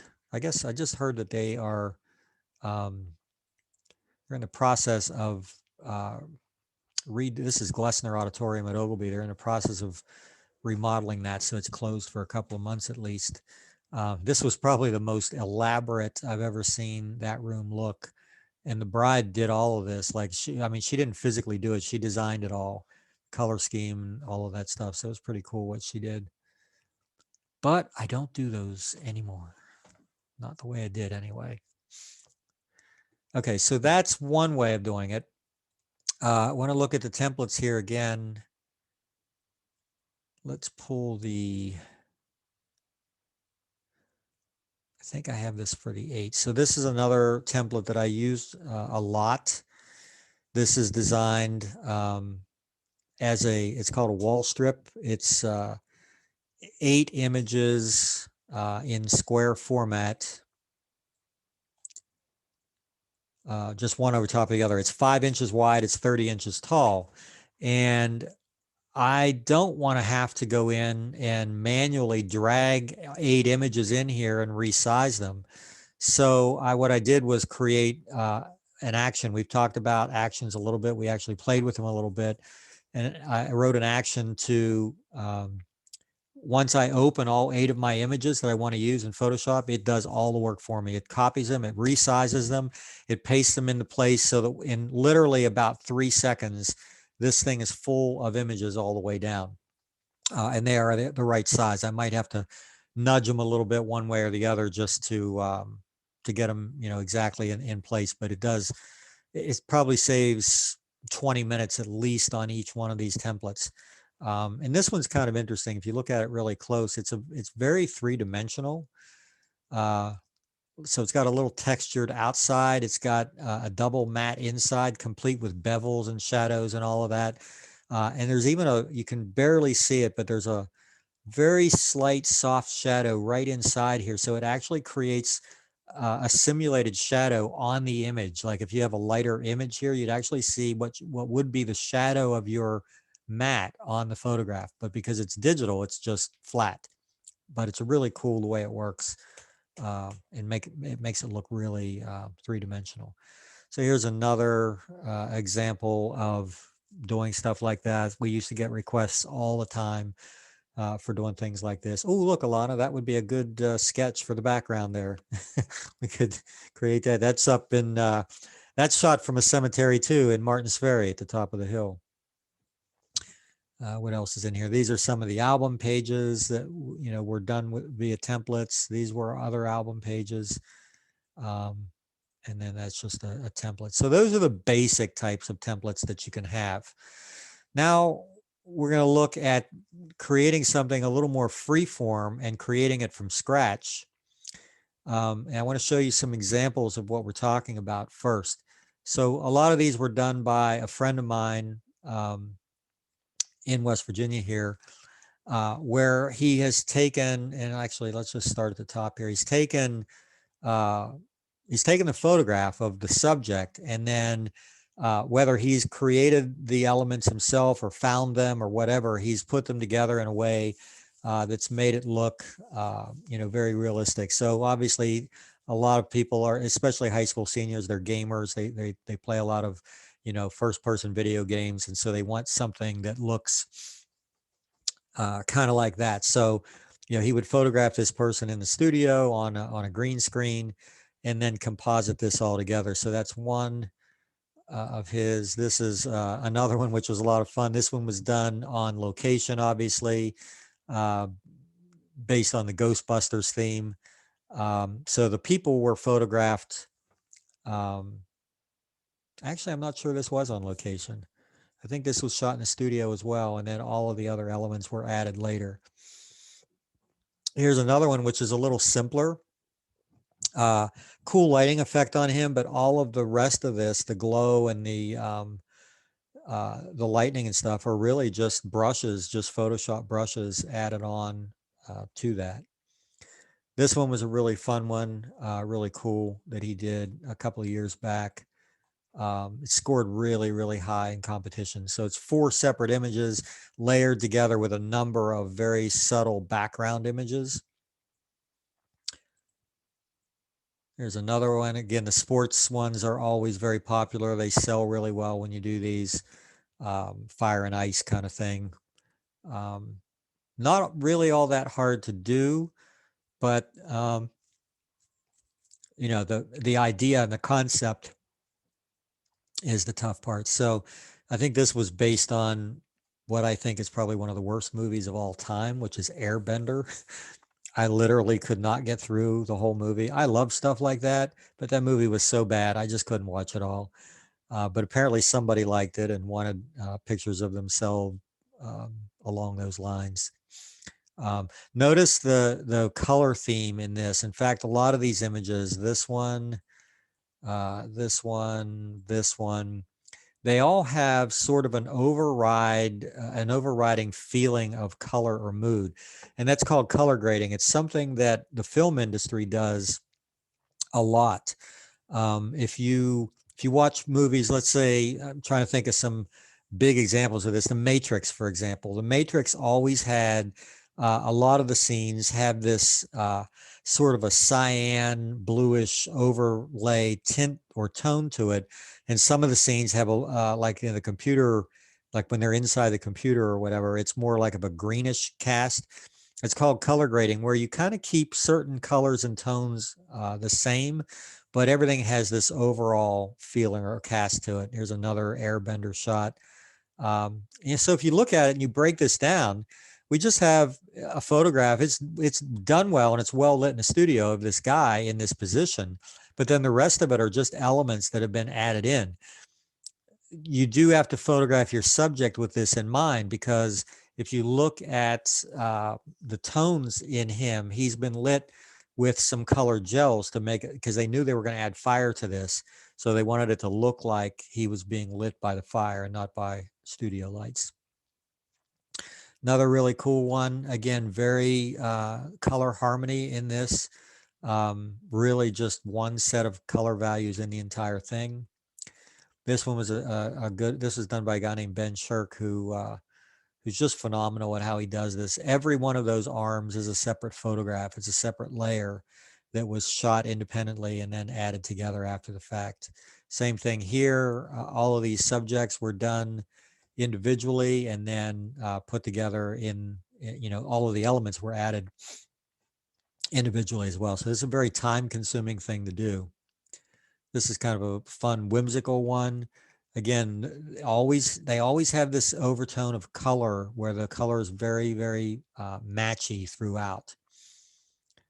Another one for somebody who's a bit of a gamer, with the headphones, a laptop, and then all the stuff going on behind him. So those are some examples of the types of things that we're going to look at here. And as far as, so I thought I brought more images in. All right, well, these are the only images that I brought in, so we're going to work with those. So I have these background textures, which are nothing more than JPEG files of pictures of marble and mold and cracked wallpaper and cracked plaster and all that kind of stuff. Some of them are combinations of several things added together to create these textures. And these are the images that we're going to use. So I'm going to kind of walk you through a composite of an image like this. And again, you can look at it and go, wow, that's interesting. Hang on, I'm sorry, I forgot to turn my phone off. That's interesting, but I'm never going to do that. Or you might look at it and go, that's fun, I might want to try that sometime. So either way, it's something that you see an awful lot in photography anymore. So sorry, I got 3 or 4 things going on at one time here. I just wanted to make sure nothing required my immediate attention. So the first thing we'll do, we're going to start with our image, our studio image. And I don't know if I have created, I have not. So I haven't done anything to this image yet as far as creating a mask around this subject. So I'm going to do that first. It should be relatively easy because of the fact that she's everything here is pretty much on the brighter tones, and she's set against a dark background. So all I'm going to do, I'm going to take this tool called the Quick Selection tool. It's nested in with the magic wand. So if you look over here and you see the magic wand, what you have to do is click and hold it to get the Quick Selection tool. Any of the tools in the toolbox that have a little triangle in the lower right-hand corner, that means there are other tools nested in there. If you click and hold, you're going to see how many tools there are. That one's got 4, that one's got 3, that one has 5, but the Quick Select tool is nested in with the magic wand. And it works kind of the same way, except that instead of just one click, we're actually going to click and hold and drag this around our subject. And as we drag it around and touch different areas, it's adding them to our selection. I want to be careful not to touch the background because I don't want the black in there, but I do want all of her. When I get to the bottom here, it's probably going to select a little more than I want. Actually, it did okay there. It did create, if I look up in here, I can see that it's created a selection that includes this black area that I don't want. So I'm going to take a smaller brush, and the easiest way to subtract from that selection is to hold down the Option key or the Alt key. And you can see the plus sign in my brush turns to a minus, and then I can drag that around and remove the black areas from that selection. It's not going to be perfect. Oops, I want a smaller brush, not a bigger one. But I can, I can continue to refine this a little bit. If I look at the top, I can see that I've got some issues with her hair. The flyaways aren't exactly selected. So there's an option in the options bar called Select and Mask. And when I select that, this is a really cool part. So you can see that where you can see her normally, it's selected, but where it's red, it's not selected. So here's a little bit of her hair that's not selected. Here's a little bit down here that isn't, and here's a little bit that should be and isn't. So I can just take this tool and sort of drag it around the edge. And it does a pretty good job of filling in those areas and changing my selection so that her hair is going to be properly selected. And I might even try it on the earring to see if that gets me in a better place. I can see I've got a couple of minor issues with it. I can go over them again and see if that helps. There's some different tools here that I can use.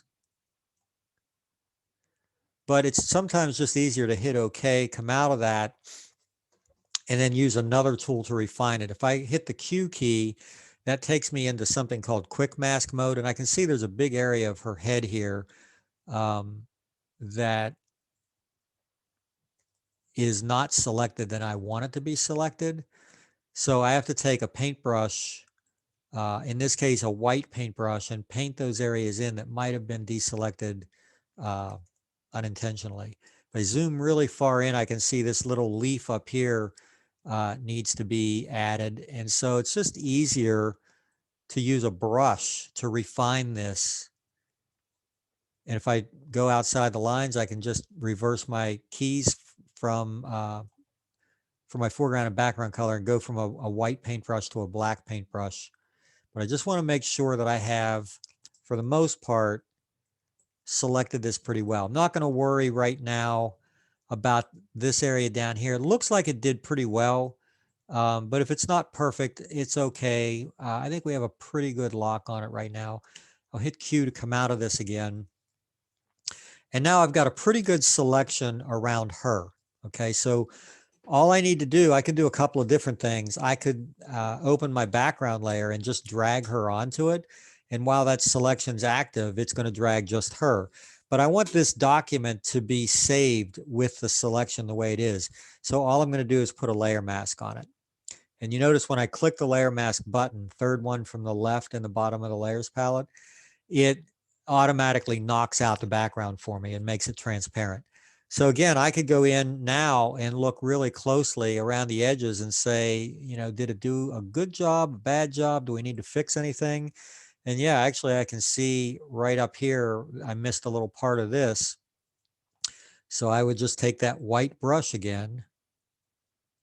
I'm doing this with a mouse instead of my graphics tablet. So it is not the easiest thing to do. My tablets would take a little bit to get to that. So any areas that I see that should have been selected that might have been taken out a little bit, I'm just going to paint them back in. And I'm on the layer mask, so that's all I'm doing. I'm not erasing or adding anything. I'm just adjusting the mask to change what it is that is being hidden and what's being saved. So that's pretty close. And that's the critical areas up here. And I can always change this later, so I'm not going to worry beyond this point. All right, so let's go back to my background. I'm going to take the background image, and I do think I'm going to need the tablet because there's a lot of brush work involved here. And doing any of that with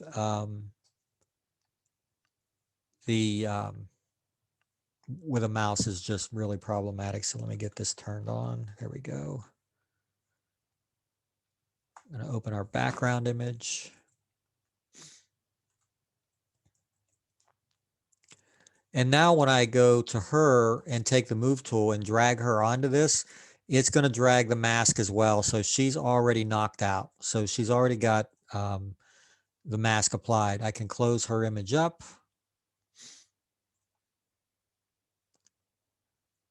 And then the only thing I need to do is scale her down. One little thing, so we're throwing a lot of little tips and tricks here, little Photoshop things that just kind of file them away if you find them useful. But I would rather show you things as they come up in doing an actual job than to just teach you different tools and things. So I'm going to scale her down, but I'm not positive that I'm going to get it right the first time. You know, maybe later I'll come back in and go, you know, I think she needs to be a little bit bigger than that or a little bit smaller. The problem is the more you transform an image like that, the more you start to degrade it. Because once you've scaled it down, I've basically thrown a lot of information away. And then if I try to scale her back up, I'm trying to duplicate stuff that's not really there. So the easiest way to do that is to convert her layer into something called a smart object. And all I have to do is right click on the layer in the layer palette and select convert to smart object. And now what will happen is when I resize her up and down, it's going to refer back to the original document and the original resolution every time. So I can make her, I can go back and forth 10 times and it's not going to degrade anything in the file. So we'll just go into free transform, scale her down to about something like that. And again, if I decide later that I want to change that, no problem. I can go in and change that quite easily. All right, let's look at the other. And I've made this very simple. I haven't brought too many elements in. We'll add the textures in last, but let's do these first. So this one has already been knocked out. You can see that it's got a transparent background and it's got a layer mask already, just to save some time. And so I'll take the Trojan horse and I'll drag him in. And if I need to scale him down, I'll do that later. And then let's bring our Trojan in. And we'll drag him onto the document as well. Now he's on a gray background. He hasn't been knocked out of the background, but it would be pretty easy to do because there's a lot of contrast there. But there's even an easier way. Before I do anything to him, I'm going to convert him to a smart object as well, because I know I might resize him a couple times. And I'll do the same thing to the Trojan horse. So now all of my layers are smart objects and I can size them up and down as I want. So for the Trojan, what I'm going to do, since he's on this gray background, I'm going to try some blending modes to see if I can get him to blend in without having to mask him out. And I know that the overlay blending mode typically ignores gray. And let me turn these other ones off so that we can see what just happened there. So if I take him back to normal, that's normal. If I go to overlay, you can see what it's done. It's actually knocked that gray background out for me automatically. I didn't have to do anything. So that's one of the options that you have with blending modes. It'll do, you never know exactly. There are certain things that you kind of know how they work, but more often than not, you have to just scroll through the blending modes to find out if there's one in there that'll do what you want it to do. So we're going to scale him down. I want him to be pretty imposing, so I'm going to leave him about that size. Then let's see where our Trojan horse is. Whoops, got the wrong layer selected. We want to keep her. Now let's put her a little more on the left side, create some space for this horse. I think the horse is a little big, so we're going to scale him down. Again, we're just really roughing it in at this point.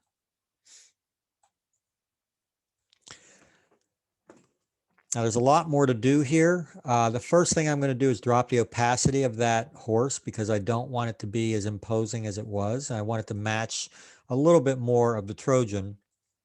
If I think he's not quite as imposing as he should be or not as visible as he should be, I could try duplicating his layer. And that works really well. It makes him a little more pronounced, at least at the top. Maybe I don't want as much on the bottom, but we'll figure that out in a minute. So my background is a problem now. My background is a little bit too imposing. Like I can see just, it's a little too sharp. It's a little too intense. So I want to drop that down, but I don't want it to just go transparent. If I do that, if I drop the opacity down, you can see what's going to happen. It's going to actually go show me the transparency behind that. I really don't want that. I think I want a texture behind her or behind this whole image. So I'm going to go into my textures file and let's grab this one.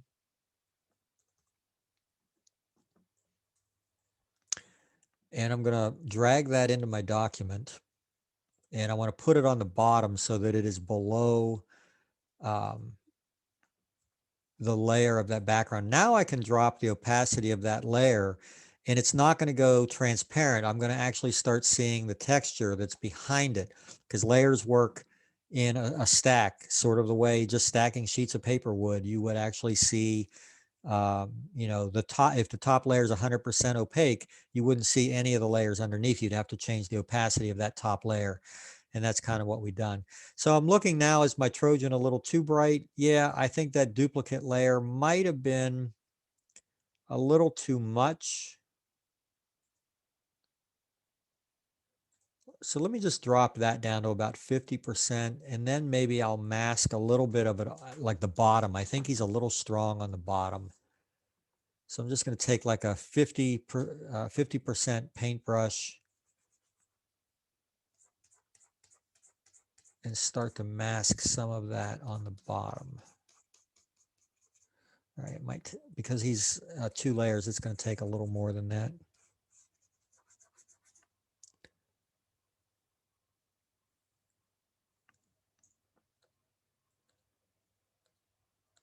Yeah, that helps. Just going to paint some of the areas that I want to be a little less. Now his sword, I want the sword to go behind her, not in front of her. So I actually have to mask that out on both layers.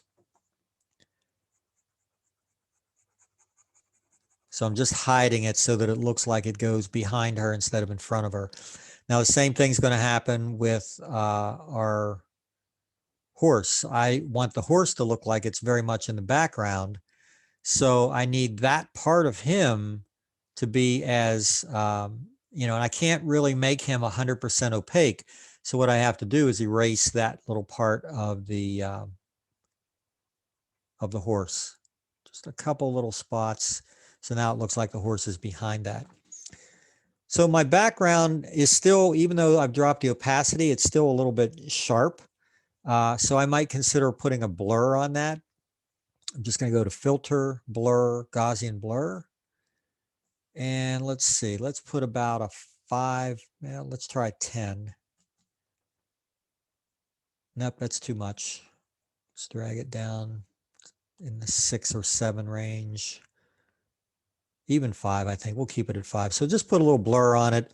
Maybe drop the opacity even a little bit more. I just want to be able to see some of the structures and kind of get a hint of what they are, but I don't want to see too much of them.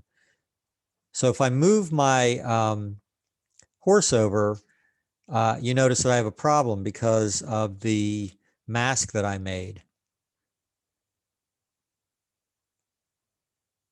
So what I've done is when you create these layer masks, they have this little link between them. And when I move that, it keeps the mask part where it was. If I unlink that, turn that link off just by clicking it, now I can move over and he's back to pretty much the way he was originally. And I could put a new mask on there if I need to, but he's pretty much right at the edge, or I'm not seeing him not seeing what I don't want to see anyway. Still thinking maybe my Trojan is a little bit strong. So if I turn that upper layer off and drop the opacity of this layer, yeah, I kind of like him just being, I think both of those background elements need to be a little more subtle because I just want her to really pop out on this. And then there's a couple of things that we can do to this. I would probably start by doing some type of an edge vignette, something like, let's get to the top layer here. Something like that, just to give it a little bit of a frame around the edge. And then I might add a texture over top of it to kind of blend the images a little bit together, because right now she doesn't look like she fits in there quite as well as she should. So let me pull up another texture. This one might be fun because I can actually put a highlight on her as well. I'll drag that texture on.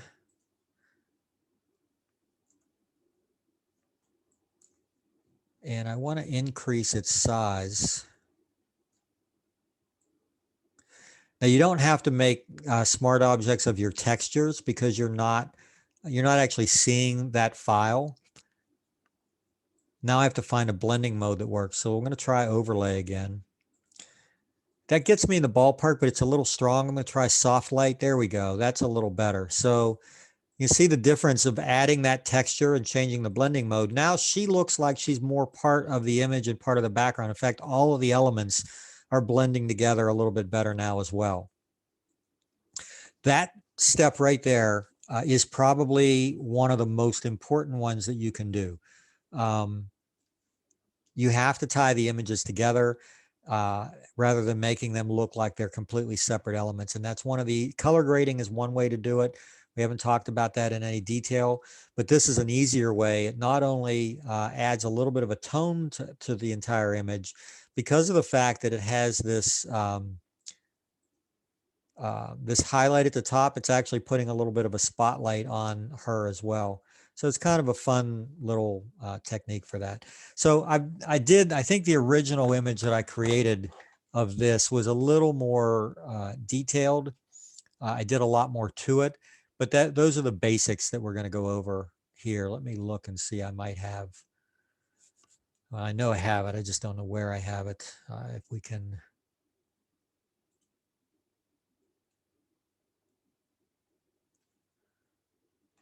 Would like to see the finished product if I can just remember what drive it's on.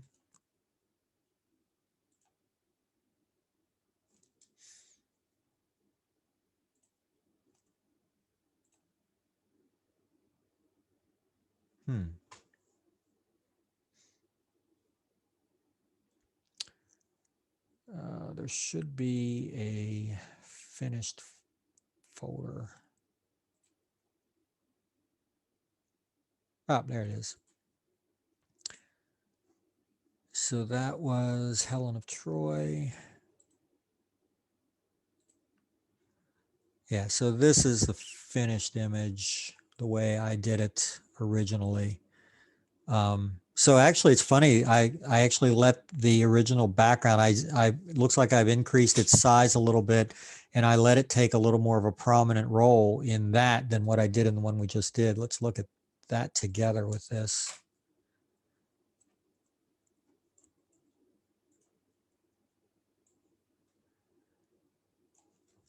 Yeah, definitely a big difference in the two. First of all, I can tell that I use different textures.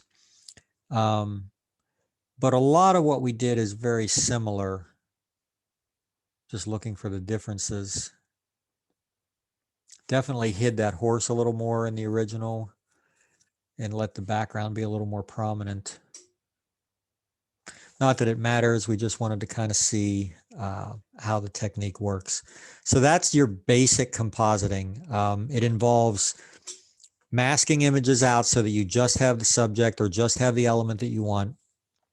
Then converting them to a smart object so that you can resize them up and down without losing any quality. Then you're going to work with typically some type of a texture, whether it's underneath everything or over top of everything, to kind of blend the images together a little bit, and just use things that kind of are smart. You know, I would say probably the biggest use for things like this for me are the sports templates. There's a ton of those. Any kid that ever comes in, any high school senior that ever comes in that's playing sports, you can sell that stuff all day long. I know I had another one here I wanted to work on, but I don't remember where it is. It's not that one. I wanted to show you actually one of the, yeah, those are the ones we just used. I wanted to show you one of the finished sports composites, and I just don't know where I put that. So I'm not going to waste time on it right now.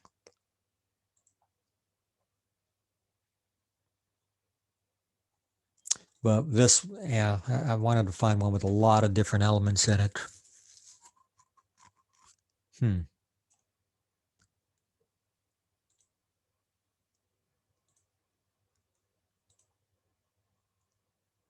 Nope, those are more elements, some fire, some lightning, some light streaks.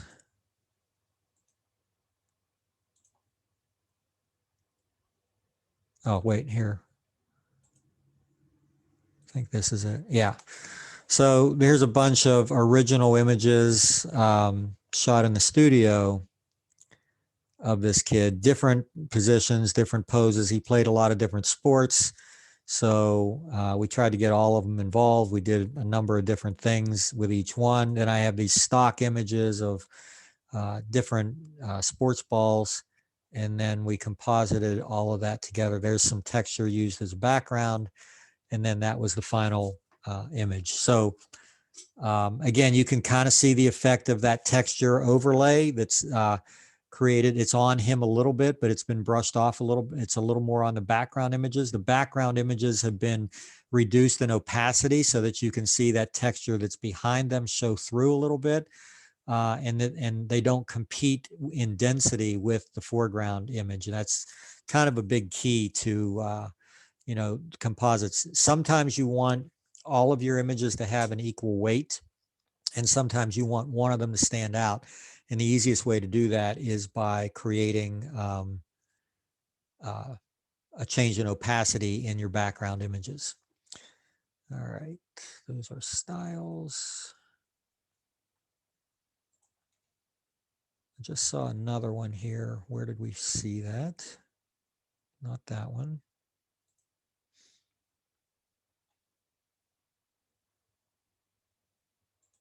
Oh, it was that one. Yeah, so this is another pretty simple one. Let me just open these 3 images and close this one. We don't need to save that.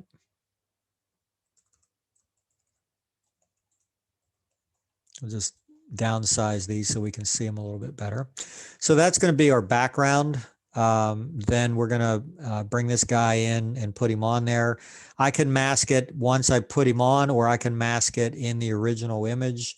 If I don't already have it done, it looks like I don't. But I would use the same tool. I would use that quick select tool to try to get him as much as I can off of this background, and I'm just dragging it around on him. You can see as I do, it is creating a selection on the fly. I can refine it later, but we'll just get it as close as I can without touching the background. If I do like that, I'm going to stop and remove from my selection and then go back and add to it again. There's this little spot right here at the bottom we need to remove. All right, so he does have some hair here at the top that we need to make sure we have in. But before I even do that, I'm just going to select with a much higher magnification and a much smaller brush, just a little bit more. Now, you might have noticed something there. So watch closely when I do this on his ear. I'm not, when I go to add to this selection, you see, when I'm doing it, I'm not getting everything. You can see that it doesn't go all the way to the end of his ear, but when I release the mouse, it snaps out to that. Like it kind of looks at what I'm doing and tries to figure out what it is that I want. It does a pretty good job of that. So we'll add a little bit of that. See, in that case, it snapped back and it took away a little bit of the background that I didn't want. For hair, it's always best to use this select and mask tool and just drag around that area, because hair is just so difficult to get right. I'm going to assume that's correct. And then in high magnification, I'm just going to go around and make sure. Yeah, here's an area that I want to select or remove a little part of a selection. Now, this is tough because I've got his fingers are off the background, so they're kind of matching my the background that's behind him a little too much. There's not enough contrast there. If that's the case, I can always go into this quick mask mode and paint manually with a paintbrush. But for this, I'm not going to be perfect with it. I just want to make sure we have down here. I've got this little area that I do want. So I would take a small brush and just go outside of that. If it selects anything inside, I can deselect that with the Option or the Alt key. That's pretty close.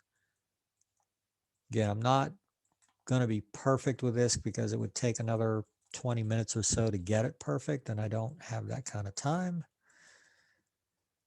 See if I can remove that.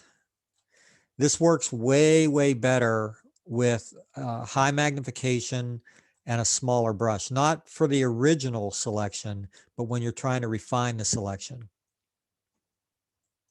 And the rest of that looks pretty good. Get that little piece of ear there. All right, so again, I'll create a mask on this image so that it saves the document that way. Again, it's all still there. If I turn the mask off, I can still see my background. So the layer mask, the good thing, and this is if you're going to remember anything from this segment at all, remember this, because you will hear this question come up later. The best thing about a layer mask, as opposed to using the eraser, is that it's not permanent. You can always go back and re-add or delete more or whatever it is you want to do. If you use the eraser tool, it's gone forever. But a layer mask is just simply hiding stuff. All right, so let's take him now with the move tool, and I'm going to drag him onto the document. And of course, he's a little bit too big. But before I size him down, I'm going to create or convert him rather to a smart object so that I can have a lot of flexibility if I want to bring him back up later. All right, so I only have him like, there's a part of his body that's missing here, right? So that has to go at the bottom edge. And then I'll use that to help me decide the scale, because I want his fingers to kind of go out near or towards the edges, but not right to the edges. Let me go, see if I can go just a little more. Yeah, something like that. And then just make sure he snaps right to the bottom. And that's probably going to be our size. Last thing is going to be to add this lighting effect. And I want to get it in the proper orientation too. So I'm going to transform this and rotate it because I want it to be coming down onto him. I don't want to see any of this stuff at the top. So I'm going to move it up to about there. And then I'm going to start searching for a blending mode that works. And it's definitely not going to be the overlay or soft light that we used before. So let's just go through them until we find one. So it looks like lighten screen, that's getting me in the ballpark. Let's see if we find one that's a little better. Hard light is interesting, but I've got a lot of work to do with that one. Pin light works pretty well.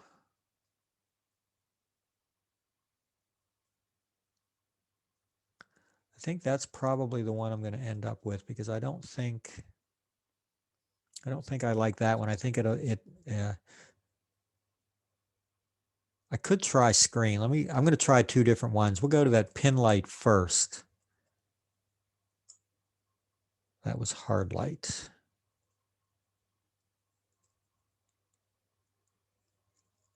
Yeah, pin light erases a lot more of it. Let me play with the opacity.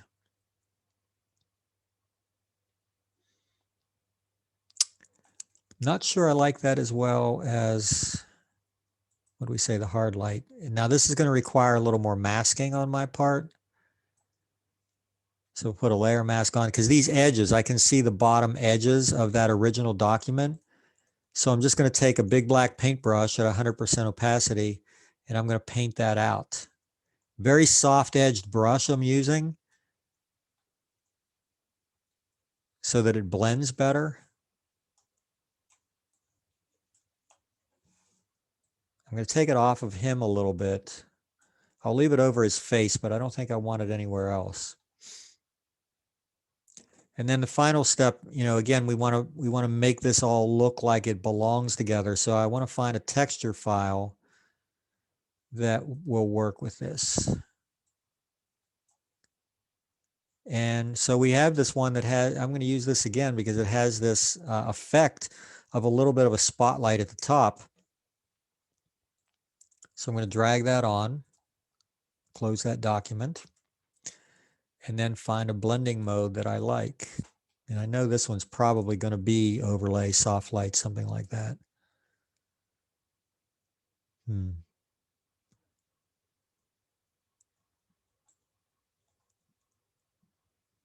can create some cool effects here by going, there's an interesting one.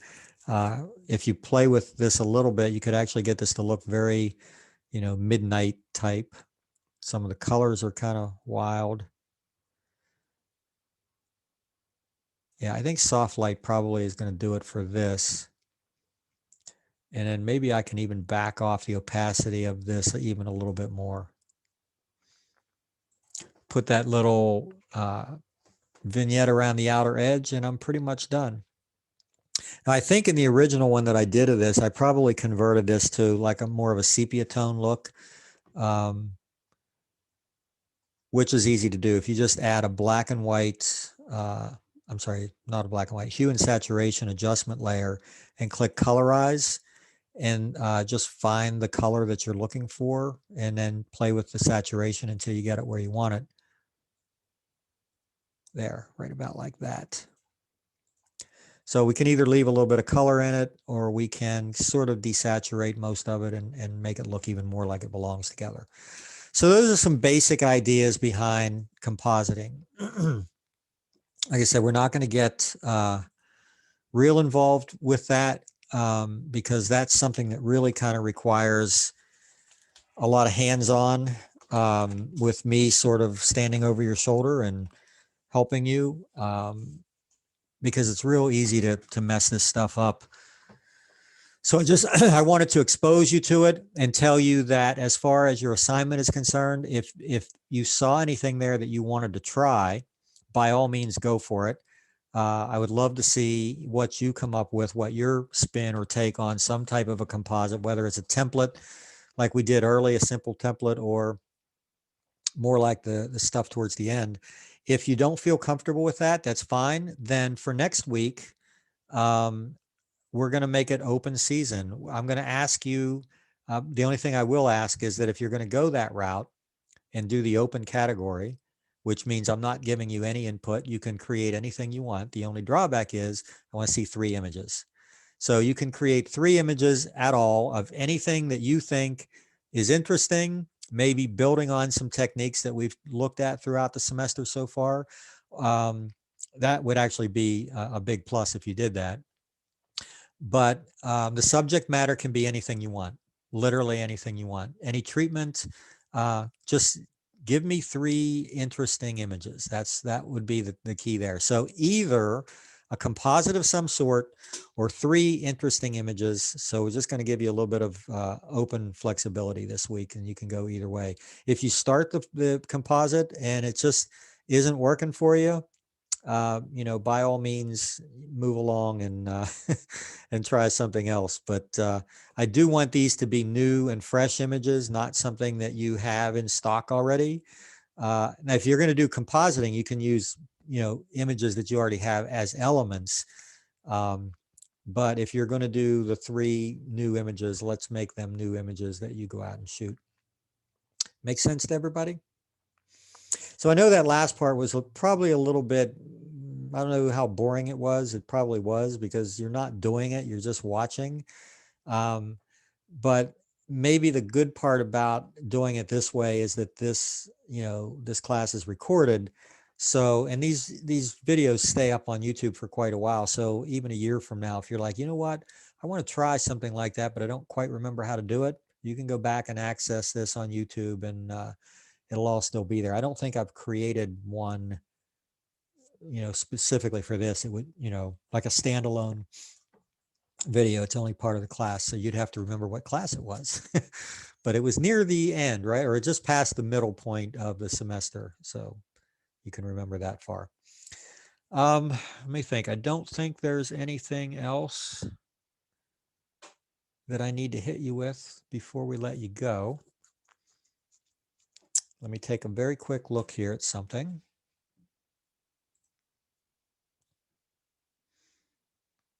I don't believe I'm sharing my screen right now, so you're probably not, you're probably just seeing the,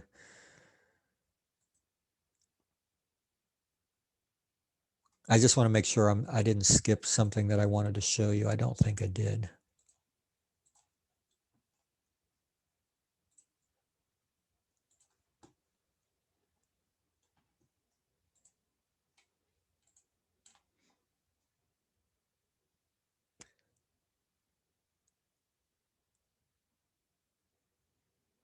Huh.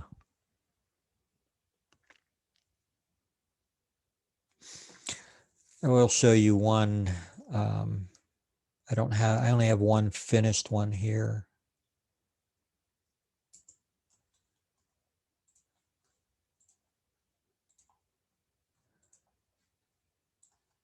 So this is another folder of images that I used.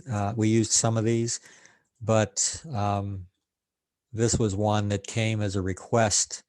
I'd never done this before, but this guy, again, played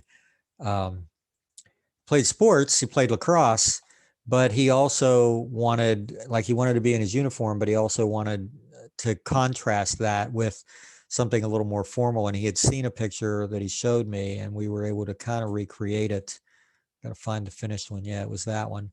So I found some elements. I found a room. I found this mirror, and we composited the two together. It was really tough to shoot, to get the angles right and to get the lighting right and everything. The other thing that, oh, there is one more thing I wanted to mention to you here that's very important on a shot like this. Let me open these two files and show you what it is.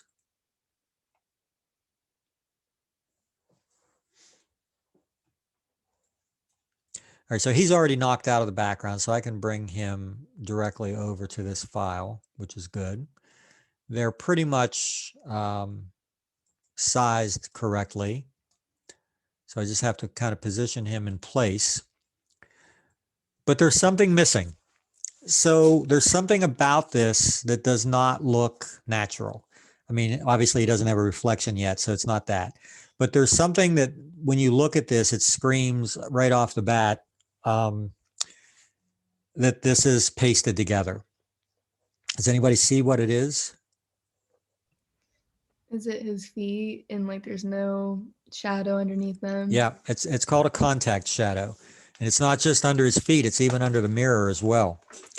So it's this is the other thing I wanted to show you. So I'm glad I found this. It's real easy to do that. So right now he's on this layer right here. And if I want to do this the easiest way possible, what I'm going to do is create a blank layer below him. So I'll just go to the layer below and then create a new layer. So now I've got this blank layer that's underneath him. And when I zoom in, I'll take a black paintbrush, soft edged, and I'm going to make the opacity like, we'll try it like 25% and see how that works. And I'm just going to paint this shadow in.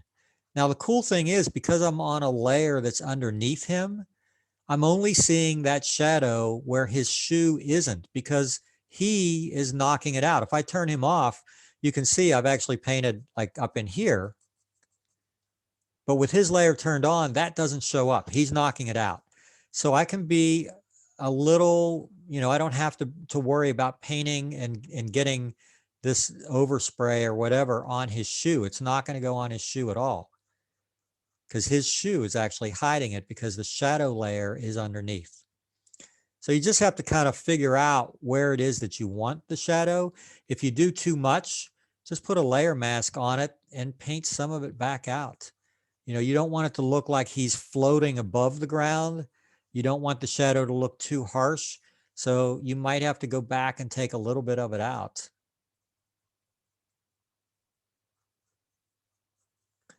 And when you zoom out on that, keep it in 1 and turn that shadow on and off, you can see the difference. It looks a lot more natural, like he's actually there. And you'd have to do the same thing under the mirror. And again, the mirror is on its own layer, so same rules apply. It's going to be real easy to paint this in. You only want to put the shadow where it would be. Like I wouldn't put it over here. And again, you don't want to create too much shadow. If you come down here, it's going to look like it's floating. So you want to paint that back out and just kind of keep it in to where it looks a little more natural. You can even make the shadow darker as long as you don't let it extend out too far. So yeah, good catch, Taylor. Contact shadow is definitely what we were looking for there. Biggest mistake by far that people make in compositing is putting an image together where somebody's feet are on the floor, and that's what you're seeing. I don't know how often any of you drive through downtown Steubenville, but there's a huge mural on the side of a building as you're going, like if you get off of Route 7 and you go out onto Route 43 up towards Sunset Boulevard, there's a huge mural on this building that's of the Tuskegee Airmen. It's the African-American pilots who fought during World War II.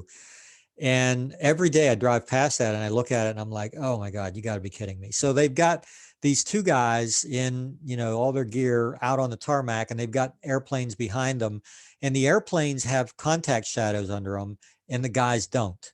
And it looks like they're just kind of floating out there, like in the middle of nowhere. And I don't know if they ran out of money in the budget or what happened, but all it would have taken was just a little bit of a black paintbrush underneath the one guy's feet, and it would have been perfect. The shadows that are under the planes aren't quite right either. They're a little too hard edged, but at least they're there. So big important thing. Don't forget that anytime you ever, especially in a light image, but even sometimes on a darker background, you still need that. There's another one, another place where that's important. Let me find.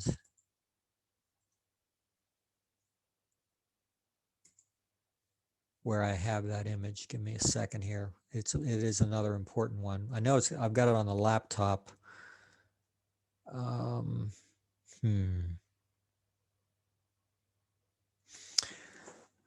Pretty sure it's on here somewhere. Well, I'm not probably going to find it quickly, so I'll just describe it to you. So it's a family picture where it's a long, almost like the panoramas that we did. It's a long, thin image with 15 people or so across it. And, you know, my studio is not wide enough to photograph 15 people that way. So they were actually shot in small groups of 3 or 4. I think there were 4 or 5 groups, and then composited together, but they're all standing very close together. Well, what would happen if they were literally all standing close together and they're lit with a soft light source from one side? If someone's standing a little bit in front of you, they would cast a little bit of a shadow on you. So that shadow had to be painted onto the bodies behind, like the arms and legs and things like that, of the people who we wanted to appear to be in front of them. Without that, you might not even know why. You would just look at it and go, there's something wrong with this picture. Like it's an obvious composite. It's obviously pasted together or whatever. It's the shadows that create that depth and dimension, you know, in any photograph really, but especially in something like that. All right.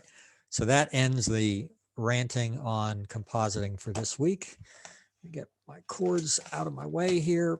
And the assignment I will post this evening. The video we'll post in a couple of days as soon as it's uploaded and rendered and all of that. Any questions at all on what we did or what you're going to do? Nope. All right, guys, it is 6:30 and you have the rest of the evening to yourself.